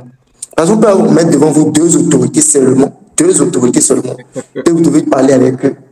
C'est un problème. Donc, à chaque fois que vous avez la possibilité de prendre la parole et de parler à un groupe de personnes, même avec vos amis, en équipe, même avec un staff, vous êtes dans votre entreprise, vous savez, vous êtes chef de staff, ou bien vous êtes des collègues, et puis on vous dit si ce projet que vous allez gérer, c'est vous le manager, mais c'est vous le lead, vous avez 2 personnes sous vous. Vous avez déjà une équipe, vous êtes appelé à parler en public, vous serez appelé à faire un travail et à faire une intervention là-dessus, à faire présenter, même ne serait-ce qu'un rapport de travail, c'est déjà une prise de parole en public. Donc, la posture même qu'il faut pour l'avoir, ça c'est une question qu'on n'a pas touchée. Hein.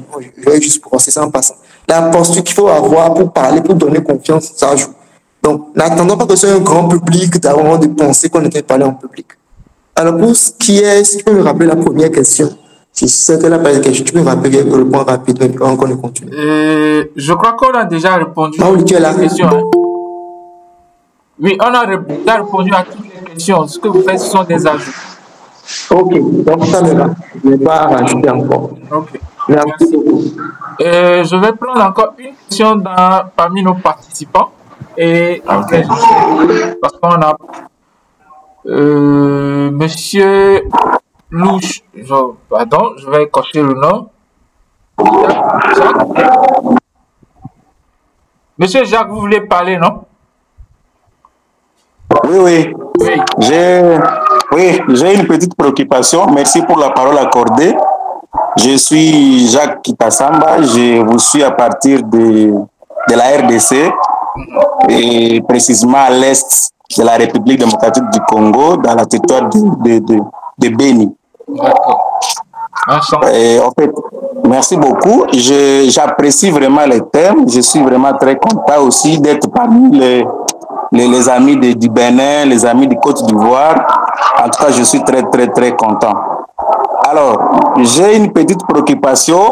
Ma question s'adresse à Rafa. Je crois bien c'est Rafa, je pense. Oui. En fait, et je voulais juste demander, avec une personne qui a la phobie sociale, disons la phobie sociale, une personne qui a peut-être peur de se tenir devant les gens, comment on peut aider une personne comme ça pour la prise de la parole à public? En fait, il a la peur d'abord de se présenter devant les gens. Comment on peut aider une personne comme ça pour qu'il soit à mesure de prendre la parole à public et de voir comment motiver le public? Merci beaucoup. Merci beaucoup, Jacques de la RDC. C'est un plaisir. Une autre, je crois qu'on va répondre à cette question. Je laisse Raph y aller directement. Ok, merci. J'essaierai de ne pas être très long, mais d'aller quand même à l'essentiel. Oui. Ça faisait partie de l'intervention que je voulais faire en parlant du stress, maîtrise de stress, ainsi de suite. Vous savez,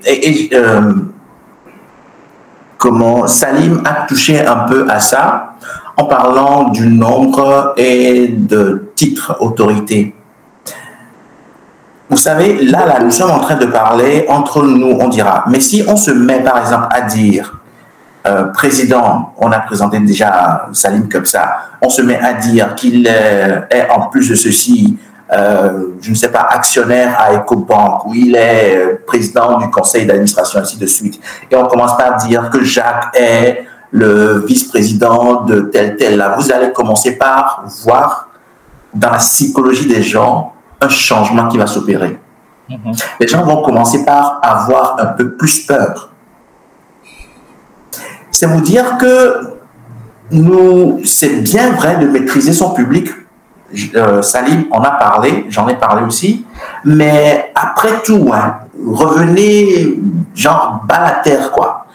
Ne prenez plus en compte les titres. Je vais vous donner juste un exemple. J'avais à prendre la parole devant Madame Naka de Souza. Pour ceux qui ne la connaissent pas, elle est d'abord la sœur du président de la République togolaise. Et en plus de ça, elle est dans beaucoup de choses.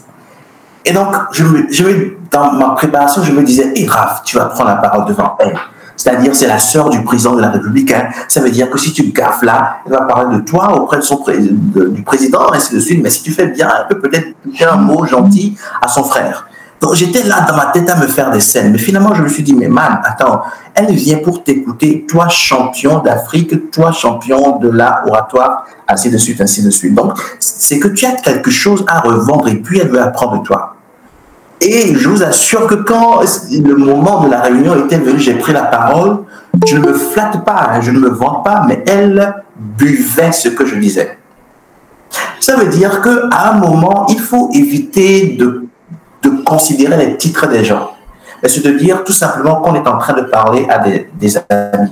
Même là encore, hein, c'est-à-dire je peux parler à Salim, à deux, mais quand Salim est dans une équipe de gens, je vous assure que si je ne sais pas faire, je vais avoir peur de parler à Salim. Parce que je me dis déjà que nous sommes devant un public et donc j'ai peur de parler devant le public. Le public, ce n'est pas toujours un grand nombre. Et heureusement que Salim l'a dit. Ça peut être 2 personnes, ça peut être papa, maman à la maison. C'est déjà un public. Mais on n'a pas peur de parler à papa et à maman. Ah, encore que, il y a des papas qui sont vraiment méchants, on a peur de parler d'eux. Oui, enfin, devant eux. Et il y a des mamans aussi qui le sont ainsi. Mais en résumé, c'est vrai, il y a cette phobie-là de peur du public, agoraphobie ou ainsi de suite, d'accord. Mais à un moment donné, il faut quand même ramener la chose à une petite échelle, se dire, mais finalement, qu'est-ce que je vais là pour faire quoi? On m'a invité parce que je suis expert. On m'a invité parce qu'on veut que je parle de quelque chose. Est-ce que je maîtrise ma chose? Oui. Est-ce que le public veut apprendre de moi? Oui. Est-ce que je suis prêt? Une chose est de connaître quelque chose et une autre est de savoir dispenser. Oui. Mais est-ce que je suis prêt à quand même dispenser ou du moins véhiculer ma connaissance? Oui. Si j'ai tout ça là, mais le reste c'est du folklore, hein. Je vous assure quoi. Minimiser les choses. Maintenant, pour aller de façon technique dans des détails, je crois que ce panel ne nous permettra pas de répondre à tout ça. OK? Mais dites-vous tout simplement, malgré ou même si vous avez cette phobie-là, agoraphobie, dites-vous que vous parlez à des humains comme vous et qui sont juste là pour apprendre de vous, rien de plus. Ils ne sont pas là pour vous juger. Mais quand vous faites des scènes dans votre tête, c'est en ce moment-là que ça devient un peu plus corsé. Merci. Merci beaucoup, Raph, pour la réponse. Je ne sais pas si Salim ou bien Jaël ont des ajouts ou bien des éléments de réponse. Oui. Ok. Jaël parler d'abord. Ok. Pour répondre à notre ami du Congo, c'est pas une science diffuse ce que je vais dire, mais moi j'ai eu pas mal de petites sœurs à la maison qui elles te voient et disent je veux faire comme toi. Je veux faire, moi je n'arrive, par exemple ma petite sœur dit moi je ne peux même pas me tenir devant 10 personnes pour parler. J'ai encore te voir faire comment tu fais. Et donc qu'est-ce que j'ai commencé par leur faire? C'est d'aller par l'exemplarité, de leur déléguer des tâches. Par exemple, si la personne qui a cette phobie-là est vraiment proche de vous, comme votre soeur ou bien votre frère, c'est déjà même de lui dire, regarde ce film-là et après raconte-moi ça. Okay. Lis ce livre et puis viens nous raconter ça. Donc, essayer de créer des petits clubs de 2 personnes, 3, ensuite 4, ensuite 5, pour lui mettre cette personne en confiance et lui dire de raconter quelque chose. Ainsi de suite, vous allez voir que la personne va commencer par prendre confiance en elle. Et c'est comme ça, moi, j'ai entraîné des petites sœurs. Aujourd'hui, elles sont choristes, elles sont dans beaucoup de choses. Moi-même, elles me dépassent parfois. Donc, pour dire que tout ça prend, et si la personne a la volonté de sortir de son état, vous pouvez le guider avec des petits trucs, des petites astuces. Donnez-lui la possibilité de s'exprimer, même si c'est devant vous. Cette personne qui dit qu'il n'est pas social et tout, a des amis, a vous, en parenté et tout. Donc, essayez de créer cet environnement-là pour que la personne puisse s'exprimer, mais donnez-lui des sujets sur lesquels il va s'exprimer. Et donc, ça va faire que petit à petit, la confiance vient et puis ainsi de suite. Et voilà ce que je peux ajouter. Merci, Jaël. Merci beaucoup. J'ai là quelques points que je voulais aborder, donc je vais être très bref alors. Okay. La première chose que je veux soulever, c'est que la personne qui dit là, la sociophobie ou bien l'agoraphobie, tout ce que vous voulez, je dis la première des choses, c'est que la personne ait la volonté de vraiment surpasser ce problème. Ça, c'est le premier point. Si la personne est engagée, il veut vraiment prendre la part en public et qu'il a des problèmes et tout ça, si il veut vraiment débloquer ce niveau, c'est qu'il soit prêt à dire que je suis prêt à faire ce qu'il faut pour changer. Ça, c'est le premier point. Si, c'est comme si on prend une poule, on prend un caillou, on met dans l'eau, puis on veut que le caillou soit mou. Ça ne sera jamais mou. On doit prendre la personne qui est disposée à changer. Ça, c'est le premier, parce que toutes les choses qu'on va lui recommander, s'il doit le faire, on ne peut pas l'obliger. Donc, ça, c'est le 1. Le deuxième point que moi, je vais ajouter à ce que Jaël a dit, l'autre chose que je vais ajouter. Bon, ici, on n'a pas que des jeunes, on a beaucoup d'adultes. Mais c'est de militer dans les associations. Moi, je vous assure, c'est là que moi, j'ai commencé. C'est de militer dans les associations. Ça peut être une association de quartier, de balayer les rues. En fait, trouvez-vous une occasion, une opportunité où vous serez appelé, comme la Jaël a dit, à être délégué pour quelque chose. Vous allez balayer la rue, il faut rédiger un truc et aller présenter. En militant dans les associations, celui qui n'aime pas le social, il va forcément se retrouver dans une équipe, dans un groupe. Parce que si tu t'isoles chaque temps, tu ne vas pas t'en sortir. Il faut forcément aller au contact du public, au contact de l'humain, en fait. Parce que c'est à l'homme qu'on parle. Si c'est un robot, on s'en fout, c'est une machine. Mais c'est à l'homme que tu veux parler. Il faut se familiariser à ça. Ça, c'est juste un aspect. Le dernier point que je vais toucher, c'est... Voilà, comme on le dit, le mot m'échappe. C'est pourquoi j'aime bien écrire. Je vais peut-être avec la caméra. J'ai parlé de la volonté, j'ai parlé de militer dans les organisations. Ah, le mot m'a échappé. Je vais laisser, quand on va continuer, le mot va me revenir, je vais vous le redonner. D'accord. Mais c'est le point capital de tout ce que je voulais vous dire. Dommage. Merci beaucoup. Nous nous approchons de la fin et je vois 2 mains qui sont encore levées parmi les participants. Je vais vous donner 15 secondes pour poser chacun. Voilà, ça m'est revenu. Ça m'est revenu. Okay. Et le dernier point que je voulais dire, c'est que vous devez vous voir comme étant le maître. Excusez-moi, hein, ce n'est pas arrogance, ce n'est pas de l'orgueil. Mais quand quelqu'un vient vers vous, bien vous êtes invité, vous êtes appelé à présenter ou à parler d'un produit, de quelque chose. Moi, c'est mon credo. C'est toi le maître en ce temps. Si on t'accorde 5 minutes, vous avez 5 minutes pour parler du produit, vous avez 5 minutes pour vous présenter. Je me vois comme étant le maître du temps en ce moment. Peu importe la phobie, le stress qui vient au départ. Je me dis, c'est moi le maître, les gens m'ont appelé parce qu'ils estiment que je peux parler de la chose. Et donc, le peu, même si vous n'êtes pas très instruit, le peu d'informations que vous avez, donnez-les avec toute votre confiance, toute votre énergie. Parlez avec autant d'assurance. Parce que quand les gens vous disent, en fait, ça, quand vous parlez, vous démontrez, vous êtes rationnel de ce que vous dites, les gens sont... C'est pas comment ça se fait, mais c'est pas ce qu'ils imaginent. Quand on parle, les gens, quand ils écoutent, ils vous trouvent intéressant. Vous allez voir, à chaque fois que vous avez envie de parler, les gens vous disent, OK, moi je ne dis pas différence. Parce que chaque fois que je vais à des pitchs, à des projets, à des formations, il faut donner une communication. Si tu le fais avec assez d'assurance, mais si tu n'as pas dit, s'il faut dire 10 pages, et que toi tu n'as communiqué 5 pages avec assurance, les gens savent que tu parles avec... Ça crée une confiance en fait en ceux qui t'écoutent. Peut-être ils vont te dire, OK, peut-être si quelqu'un parle dans l'équipe ou bien dans le staff ou bien dans le groupe qui vous écoute, ils vous disent, OK, moi je vais ajouter ceci à ce que vous avez dit. Mais le peu que vous avez, si vous-même le dites avec crainte, avec peur, là il y a problème. Je l'ai dit au départ, au début, mais je pense que je me suis répété, il faut pas le répéter. Merci. Merci beaucoup. Je laisse la parole à Mermoz et ensuite à Aristide pour clore la liste. 15 secondes de questions.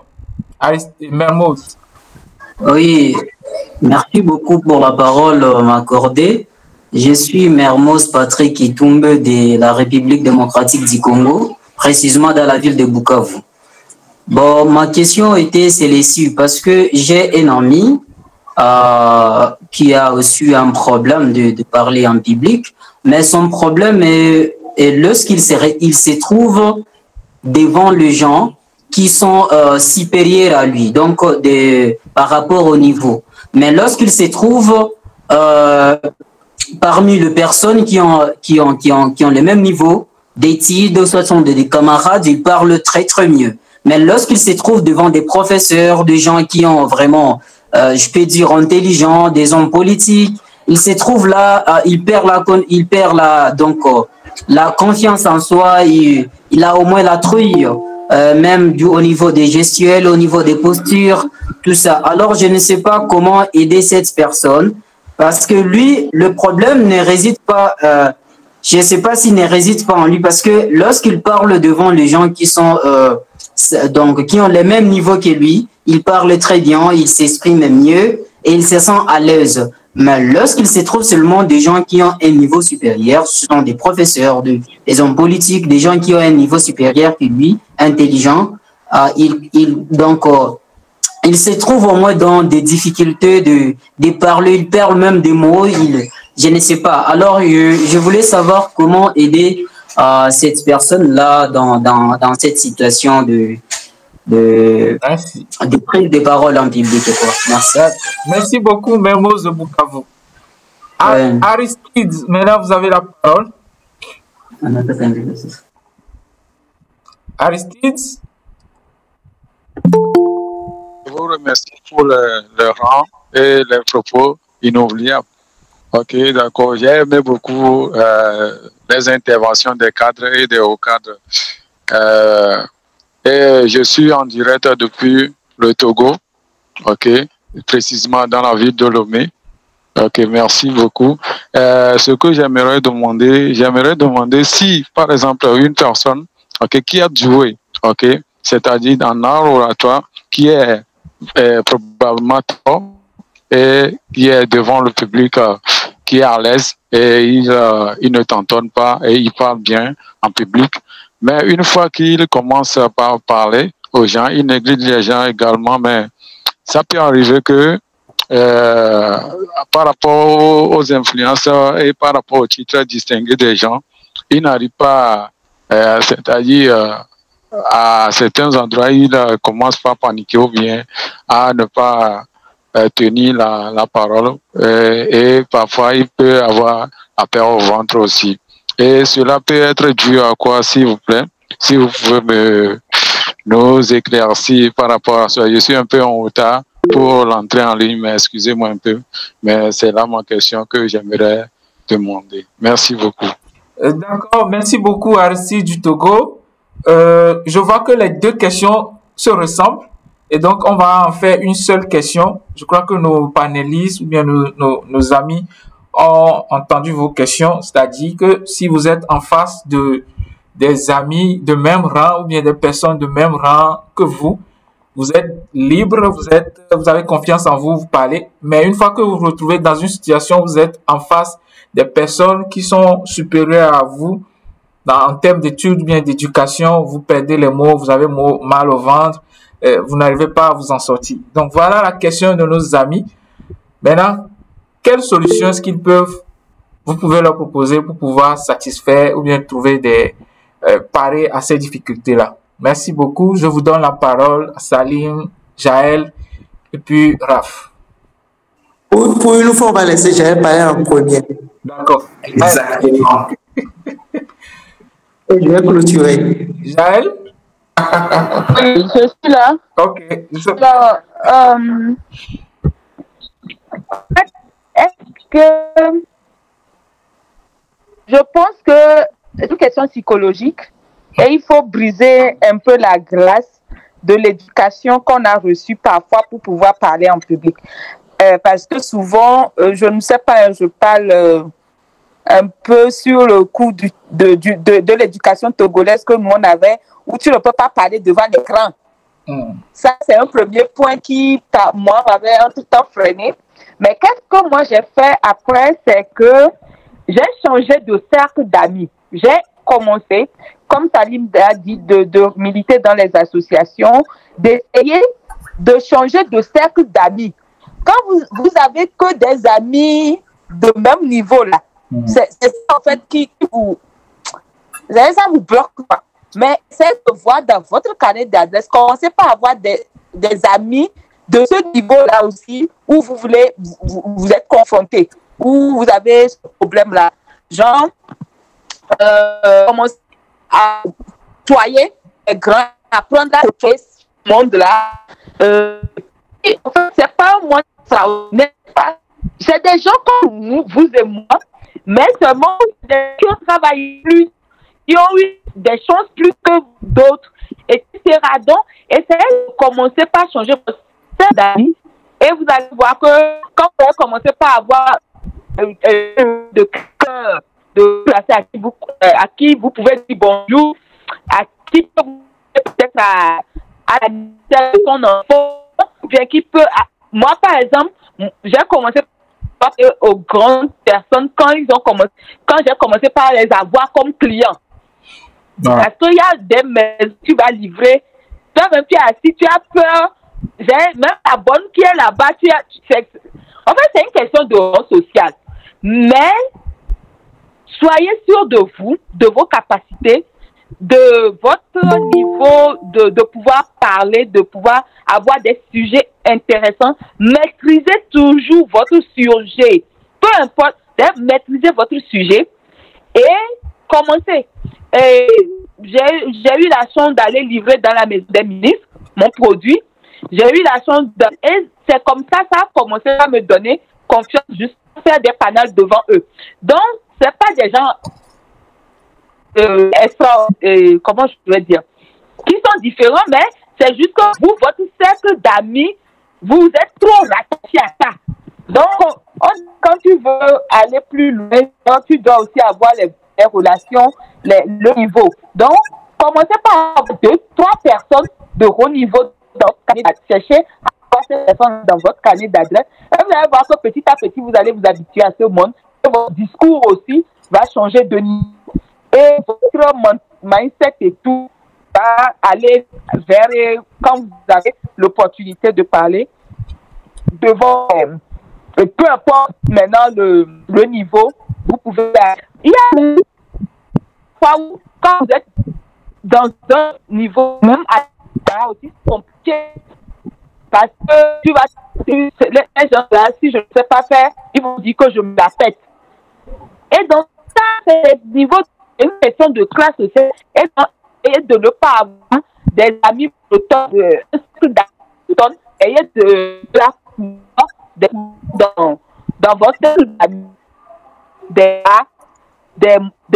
moyens et puis une bonne santé en termes de et vous allez vous sentir devant tout le monde. Merci. Merci beaucoup, Jaël. Elle a dit beaucoup de choses. Maintenant, je vais laisser la parole à nos amis, à Raph, et ensuite à Salut. C'est beaucoup de choses à la fois. Hein. On ne peut pas tout éplucher aujourd'hui, oui. Mais heureusement qu'on touche à certains points. Et je suis très content. Alors, j'ai écrit dans le chat que très souvent, le problème est ailleurs. Et Jaël l'a brossé un peu en parlant d'éducation. Oui, hein. Quand à la base à la maison, on dit ne parlez pas devant les personnes, les grandes personnes, il ne faut pas les regarder droit dans les yeux, ainsi de suite, ce sont des interdits déjà qui bloquent l'ascension de l'enfant qui grandit et qui devient adulte. Maintenant, si l'enfant n'arrive pas à trouver l'équilibre, il est perdu. Et malheureusement, la société, le fort de la société, c'est de vraiment juger. Oh, la société est forte en ça, je vous assure. Mais trouver des solutions, elle n'en a pas. Malheureusement.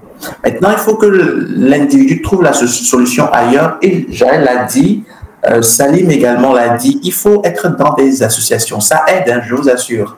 Moi, c'est vrai que j'ai appris l'anglais. Mais je l'ai appris sur les bancs d'école. Après, je l'ai appris par moi-même et j'ai peaufiné cela en étant dans des associations. En étant, par exemple, président de club d'anglais au Collège Saint-Jean, c'est à Lomé. Et on m'a forcé à être président parce qu'on trouvait que j'avais quelque chose à revendre et j'ai accepté. Et donc, du coup, il y avait en ce temps-là African American History Month. C'est un peu comme Question pour un champion, mais en anglais. Et j'étais allé jusqu'à demi-finale et tout ça, quoi. Et il y avait aussi essay writing, ainsi de suite. Donc, je participais à ces choses-là. J'étais aussi dans d'autres English clubs. Je l'étais à l'université de Lomé. J'étais président également. Il y a American Corner là-bas où les Américains venaient. Ils viennent toujours, même de nos jours. On faisait des projections de films, ainsi de suite, et après on demande aux gens de parler. Donc si tu n'as rien compris, tu ne peux pas. Tu peux peut-être comprendre, mais si tu ne veux pas parler, tu vas rien dire. Donc moi, je me forçais de toujours prendre la parole parce que j'aime bien entendre ma voix, quoi. C'est peut-être égoïste, mais il faut s'aimer, quoi, dans tout, disons, tout le sens plein du terme. Il faut vraiment s'aimer. Donc, je prenais la parole, je forçais les choses, je prenais la parole, je parlais, je mystifiais. Les gens disaient, mais le gars, il parle un peu comme les Américains, et ça me donnait plus la confiance en moi. Je vous assure que ceux avec qui j'ai fait le campus, là, on a appris l'anglais ensemble, là, ceux-là ne peuvent plus se tenir devant moi. Je vous promets.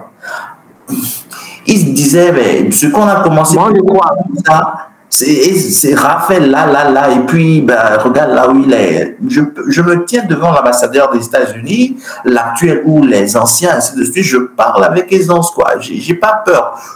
C'est pour revenir dire qu'il faut être dans des associations, il faut s'essayer, quoi, forcer les choses, ainsi de suite. Et se dire que ces hommes-là, c'est des hommes, quoi. Il faut enlever les titres et vous allez voir que ce ne sont que des hommes. Maintenant, il y a d'autres astuces également que je trouve assez intéressantes qu'il faut énoncer. Le sourire, moi, c'est encore un de mes armes. Enfin, une de mes armes, pardon. Le sourire, quoi. C'est pas pour rien que j'ai dit que j'ai participé à l'émission télé-réalité Les Séducteurs. Parce que je me dis, ceux qui ne me connaissent peut-être pas, je suis handicapé. Et donc, à la base, déjà, je suis, disons, désavantagé, quoi. Mais comment équilibrer tout cela pour que les gens ne voient plus mon handicap? Ça a été, moi, mon challenge. Comment faire pour que les gens... Donc, j'ai commencé par travailler sur ma voix. J'ai commencé par me dire que j'ai un beau corps. J'ai commencé par bien m'habiller. Voilà, ainsi de suite, ainsi de suite. Donc, il y a ça, quoi. Si on sent déjà qu'on a un défi, il faut quand même qu'on arrive soi-même à faire l'état des lieux pour se dire, mais écoute, qu'est-ce que j'ai qui est bien? Qu'est-ce que je vais minimiser, mais sur laquelle je vais quand même travailler? Qu'est-ce que je vais mettre en avant pour évoluer? OK? Donc, faites ça. Souriez, souriez. Personne ne résiste à un sourire, je vous assure, quoi. Même l'ennemi va, quand on a un beau sourire et tout, l'ennemi est quand même obligé de voir et puis de sourire dans un coin là, comme comment ça s'appelle, rictus. Oui. Moi, quand je prends la parole, il y a des gens, hein, par exemple au Toastmaster, il y a une dame qui n'aime vraiment pas quand je prends la parole, les gens m'aiment, quoi. Mais je la vois, c'est pas pour la dévisager, mais je la vois droit dans les yeux, je fais des blagues, je la vois, je souris pour lui montrer comme Salim m'a dit que ben, je suis le maître du moment, quoi. Et puis elle est obligée, par un moment, de se laisser, quoi, de lâcher prise, quoi, pour dire, ben, le gars, ben, j'ai tout fait, mais non, quoi, il n'a pas peur. OK? Donc, il y a beaucoup de choses qu'on ne peut pas toucher maintenant, mais je crois que l'essentiel est dit, gardez le sourire. Sachez que vous avez des avantages, des atouts, minimisez tout ce qui est des avantages, mais commencez toujours par travailler sur ça, et puis vous allez voir que ben, ça va aller. Merci. Merci beaucoup, merci beaucoup. Et gardez le sourire, ça, je le retiens. C'est très important dans n'importe quelle situation. Donc, Salim, je te laisse la parole pour intervenir sur la question et après, on va clôturer la séance de aujourd'hui. Merci beaucoup, Maoli. Merci à tous nos panélistes et nos participants aussi. Je vais juste donner mon exemple personnel pour répondre et finir comme ça. En passant, Rafa a un très beau sourire, il faut le reconnaître. Oui. Et ce que j'aime encore sur lui, c'est qu'il se sent très bien. Il est très bien senti quand je le vois. Et donc, quand il est toujours devant moi, il faut parler bien en public, s'attend de très bonnes choses. Alors, comme exemple personnel, je les ai notés rapidement pêle-mêle ici quand vous avez posé la question. Donc, souffrez que je ne sois pas forcément organisé. Le premier point que j'ai noté aussi, c'est une difficulté psychologique. Une difficulté psychologique. Tout ce qu'on est en train de dire là, quand je dis vous vous foutez un peu, vous faites comme si vous êtes le maître du moment, c'est une question psychologique. Peu importe la hauteur, la taille de la personne, je me dis je dois les impressionner, c'est moi le maître en ce moment. Et c'est psychologique. Ça se construit aussi, comme on l'a dit, c'est une question d'éducation de famille. Moi, je suis issu d'une famille où on est semi-libre, pas totalement libre. Tu peux avoir la parole, mais sous contrôle. Ça, c'est quelque chose qui m'a beaucoup aidé dans mon parcours.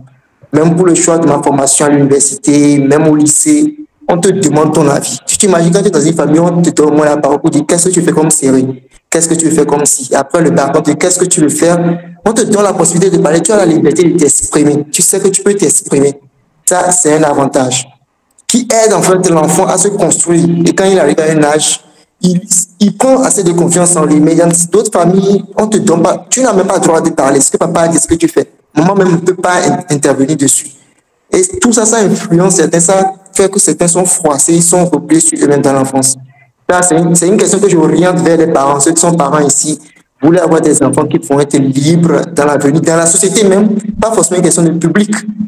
Dans une communauté, dans un projet, on parle, lui n'est pas d'accord, mais il n'arrive pas à dire non.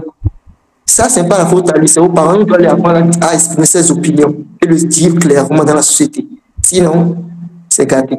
L'autre point, c'est l'auto-formation, c'est l'auto-éducation. Comme ça, moi, je l'ai nommé.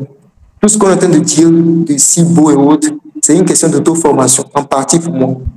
D'autres formations, tu peux aller payer. Mais il y en a aussi qu'il faut avoir le courage d'aller sur le pour dire que je manque, j'ai telle faille. Qu'est-ce qu'il faut faire pour lutter contre tel problème? Il faut le chercher et découvrir. Aujourd'hui, on a l'Internet. Il faut enrichir son vocabulaire parce que tu auras beau avoir le courage aussi d'être en public, de parler, de tenir devant le grand public. Mais nous parlons avec des mots.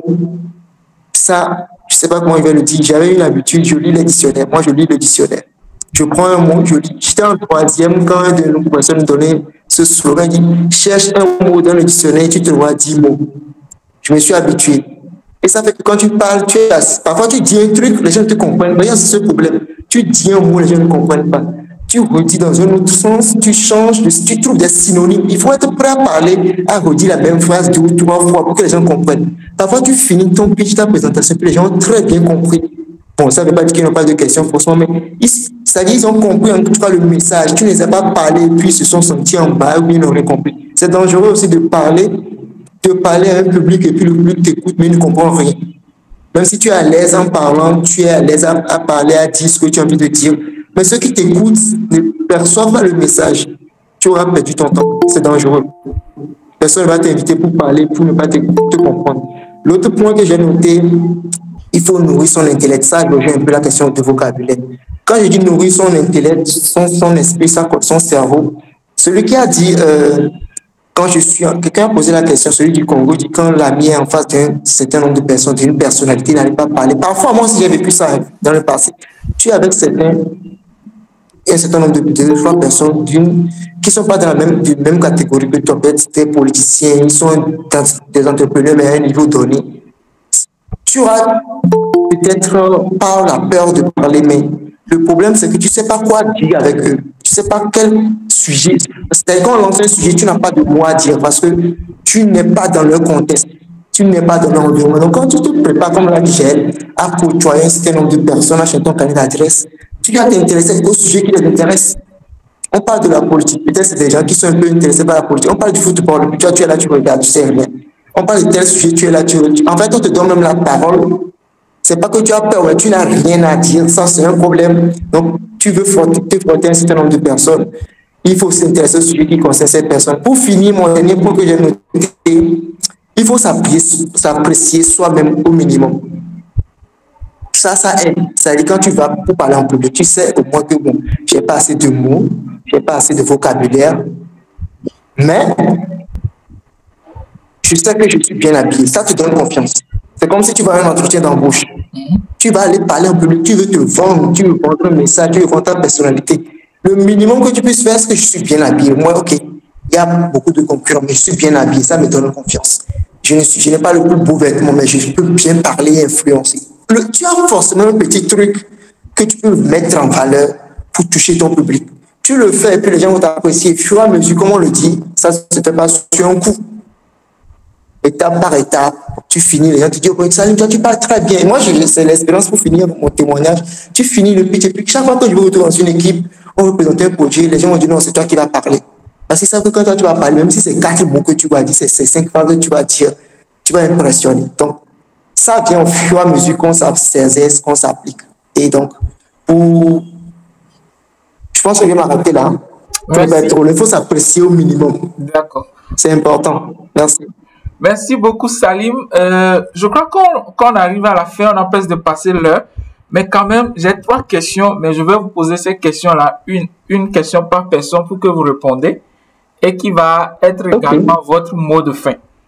Et donc, la première question, oui, la première question s'adresse à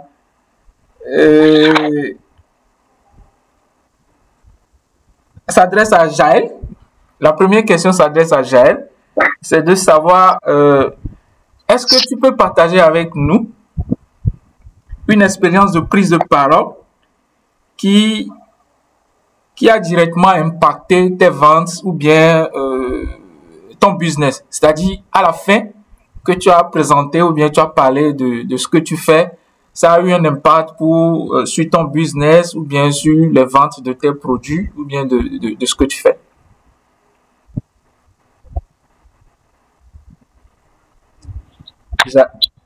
Jaël.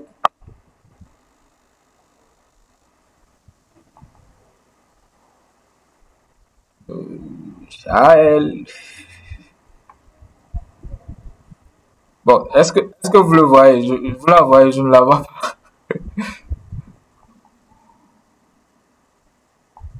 Non, Jaël n'est pas là. Ok. Je vais suivre la question là dès qu'elle serait connectée. Mais maintenant, je m'en vais à Salim. Excusez-moi.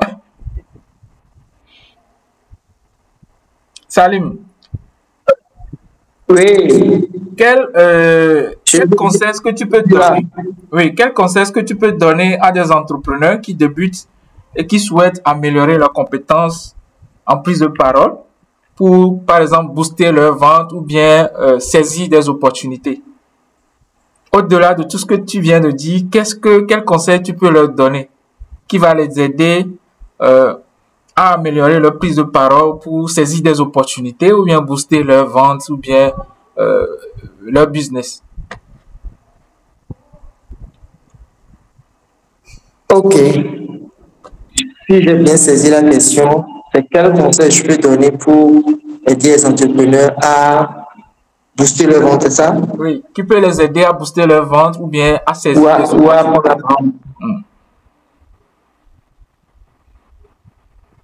Ok, ce que je vais dire, c'est comment on doit se comporter comme des cowboys. Il faut être prêt à tirer. Je vais expliquer. Hein. Ouais. C'est-à-dire qu'il faut être prêt à tirer à tout moment. C'est-à-dire, en tant qu'entrepreneur ou commercial, moi je dis toujours à mes collègues qu'on est à la guerre. Quand tu te dis que tu es entrepreneur, tu es à la guerre. À la guerre parce que tous les concurrents qui sont autour de toi sont tes ennemis. Bon, pas ennemis dans le mauvais sens pour les tuer, non. Mais pour dire, dès que l'entreprise vient aujourd'hui, qui est dans mon domaine, pour moi, c'est un collègue, c'est un challenge. Et donc, il faut se comporter comme un soldat à la guerre. Et donc, chaque occasion que vous avez pour valoriser votre produit, pour vendre vos produits, n'hésitez pas à le faire. Après tout ça, devient une question de moyens. Ce que j'ai envie de dire, c'est gros, ça demande trop d'explications. Je essaie de monnaie, ça comme ça. Ça devient aussi une question de moyens. Mais ce qui est plus facile à faire, que tout le monde peut faire, c'est l'auto-formation. Ouais, ce qu'on a fait aujourd'hui, c'est il y a pas mal de personnes qui ont suivi le visuel, mais ce n'est pas tout le monde qui est rentré. Le minimum que nous pouvons faire quand on veut se préparer en tant qu'entrepreneur, je le dirai, je le redirai toujours, c'est la formation. Ça peut être une formation gratuite comme aujourd'hui, c'est bien, mais ça peut être aussi une formation payante. Il faut être prêt à faire cette formation pour s'équiper. Parce que le danger derrière, c'est que si vous ne le faites pas, vous serez obsolète. C'est-à-dire vous serez périmé, quoi. Oui. Et ça va si vous comprenez. Vous serez obsolète sur le périmé. Donc, je ne connais pas le domaine de la personne, mais dans le domaine dans lequel vous êtes, faites tout pour vous mettre à jour. Et pour se mettre à jour, ce n'est pas automatique. C'est la formation, que la formation. Merci. Merci beaucoup. La formation, tu as insisté là-dessus, c'est très important. En attendant que Jaël revienne, je vais m'adresser maintenant à Raph. Raph. Oui, me Quelles voici. sont les erreurs courantes que les entrepreneurs ou bien toute personne qui font lorsqu'ils parlent en public et comment est-ce qu'ils peuvent les éviter? Ok. Bon, je dirais qu'il y en a qui, ça peut paraître bizarre, hein, mais qui ne maîtrisent pas bien très bien leurs produits. Ça me paraît bizarre. Bon, c'est-à-dire, on se limite simplement à peut-être quelques vertus de la chose. Je vous promets que quand vous demandez à Salim, là maintenant, tout ce que Fiowa fait, il vous dira tout sans exception, quoi. Mais certains... Ils posent la question. Quoi? Je suis prêt. Mais je ne veux pas le faire, ça fait une publicité gratuite pour toi, lol. J'aime pas me poser des questions comme ça. Ok, mais maintenant pour revenir, c'est que certains ne maîtrisent vraiment pas bien leur sujet, leur produit. Certains maîtrisent vraiment leur produit, mais ils se disent que parler en public, c'est pas leur fort. Et c'est regrettable. Maintenant, troisième cas, il y en a qui, disons, ne sont pas très forts, ne maîtrisent pas vraiment très bien leur sujet, mais savent véritablement parler en public. C'est d'ailleurs pour ça, je vais donner quelques exemples, c'est d'ailleurs pour ça que, par exemple, on a mis Martin Luther King devant pour la lutte raciale aux États-Unis et tout ça, ségrégation, parce qu'on sait que le gars sait parler. Ouais. C'est vraiment motiver une foule. C'est pour ça que Hitler aussi a été très puissant. À un moment, le gars était très timide, hein, je vous promets, quoi. Si vous avez suivi un documentaire sur lui et tout, vous allez voir. Le gars était très timide. Mais un jour, il a juste osé, il a pris la parole, il a vu que tiens, mais les gens boivent ce que je dis. Et puis, il a commencé par prendre la parole comme ça, ainsi de suite, ainsi de suite. Et j'ai dit à l'entame que je suis un peu celui-là qui, disons, qu'est-ce que j'ai même dit, mais je vais paraphraser ce que moi-même j'ai dit, que je joue sur le mental des gens. Voilà. Et donc, il a vu que, tiens, je peux influencer les gens, je peux inviter les gens à faire ce que moi je veux. C'est ce que les gens font avec la publicité qu'on voit sur les chaînes de télé. Ils influencent notre manière de penser. On pense que nous-mêmes, on est maître de nous, mais on ne l'est pas, quoi. Qu'est-ce qui va me pousser à acheter Chum de Jaël plutôt que d'acheter à Chum au bord de la route? C'est parce que Jaël met sur pied des stratégies qui ont fait que moi, je dois forcément aller acheter Jaël, quoi. Vous voyez? Donc, on peut ne pas maîtriser tout ça, mais il faut quand même avoir la façon de vendre, la prise de parole en public. Il faut maîtriser. Quand on sait faire ça, on force les gens à nous épouser, quoi, à être avec nous, un peu comme des moutons. Bon, c'est une façon bizarre de dire la chose, je m'excuse, mais c'est comme cela c'est pour ça qu'on dit que la communication est un pouvoir. Parce que les gens ont compris qu'on peut laver le cerveau de tout un peuple, de tout le monde, juste avec la communication. C'est pour ça même que chez nous, à The Polyglot Center, on dit quoi? The Polyglot Center, the power of communication, le pouvoir de la communication, parce qu'on sait ce que c'est la communication. Donc, l'erreur à commettre, c'est de dire, moi, je ne sais pas parler en public, je vais mettre un commercial devant. Oui, un commercial peut-être, pour toucher plus de monde, oui, mais il ne faut pas tout laisser dans la main du commercial, parce qu'il faut aussi être l'image de son entreprise. Aujourd'hui, je suis sûr, je ne sais pas s'il y a plus un directeur autre que Salim, mais quand on parle sur moi, dans ma tête, c'est Salim, quoi. Vous voyez, il est arrivé à un niveau où quand on parle de ça, et je suis sûr que quand on parle au Togo aussi, hein, au bas mot, c'est pas me flatter, mais quand on parle de communication au Togo, je crois que quand on va citer des gens, quelque part, on va glisser mon nom, quoi. Vous voyez, c'est parce qu'il faut faire ça. Être l'image de ce qu'on vend, maîtriser dans tout le sens du terme ce qu'on vend, et puis se former comme voilà, Salim l'a dit, voilà, ok. Je vais m'arrêter là, quoi. Merci. Merci beaucoup, merci beaucoup. Je ne sais pas si Jaël est de retour. Je l'ai cherché dans la liste, mais elle n'est pas là. Sûrement qu'elle est retournée dans son activité. Mais quand même, je crois que nous sommes... pardon? Non, je n'est pas là, je n'ai pas là. Je pense que nous sommes arrivés à la fin de la discussion, ou bien de notre rencontre de cet après-midi. Et je suis très ravi que ceux qui nous ont rejoints ont commencé depuis le début jusqu'à la fin et qui n'ont pas coupé ou bien nous ont quittés en cours de route. Et j'espère que vous avez appris quelque chose qui vous a permis de maîtriser un peu le sujet d'aujourd'hui. C'est vrai qu'on n'est pas allé au fond parce que c'est un sujet très vaste. Peut-être que dans les prochaines sessions, nous allons aller de façon spécifique sur des thématiques qui sont liées à la prise de parole en public. Et peut-être pas faire une formation sur comment connaître son thème vocal et améliorer son parler. Et merci à vous de nous avoir suivis de partout en Afrique. Et on se dit à très bientôt pour les prochains webinaires ou bien les formations. Mais en attendant, je vais donner la parole au président pour son mot de fin. Ok. Je pense que c'était pour clôturer. Je voulais vous demander la parole. Alors, merci beaucoup surtout à Raph et à Jaël. Bon, Jaël, je ne sais pas, la connexion dérange beaucoup aujourd'hui. On va faire avec comment il a donné l'essentiel. Merci surtout à notre grand frère aîné Raph. C'est un maître dans le domaine. Il se fait modeste, mais moi je le connais très bien. Il n'a même pas donné 10% de ce que Raph peut donner. C'est une question de timing aujourd'hui, donc on fait avec. Je voudrais prendre peut-être l'engagement.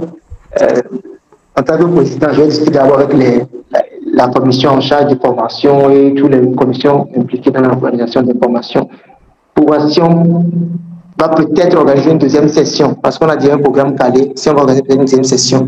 Mais vous aurez les informations. Donc, ceux qui sont dans le groupe de formation où on envoie le lien, vous allez voir le lien formation IDAD. Ceux qui sont dedans, donc si vous êtes déjà là-bas, il n'y a pas de souci. Dès qu'il y aura une session de formation, vous serez forcément informé.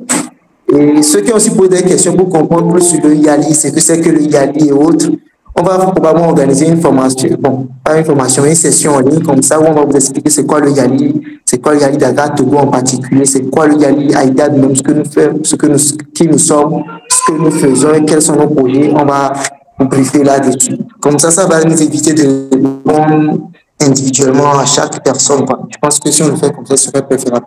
Et pour finir, je crois que c'est l'essentiel. J'ai laissé mon numéro aussi dans le groupe. Pour ceux qui sont pas au Togo, c'est le plus 228 78 98 plutôt 78 33 29. Je l'ai écrit dans le groupe.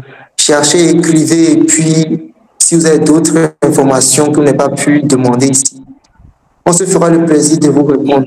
Merci beaucoup. Merci Maoli pour la modération. Je te laisse la parole. Merci beaucoup, Salim. Merci à tout le monde. Merci à Raph et à Jaël qui nous a quittés entre-temps. Donc, on se dit à tout à l'heure. C'est vrai, ce ne serait pas la dernière.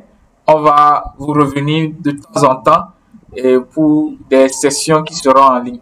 Merci et bon après-midi à vous, à certains, bonne nuit à certains. Merci. Merci pour l'honneur, merci de m'avoir invité. Quoi. Dieu vous bénisse. Ok, bye bye. Bye.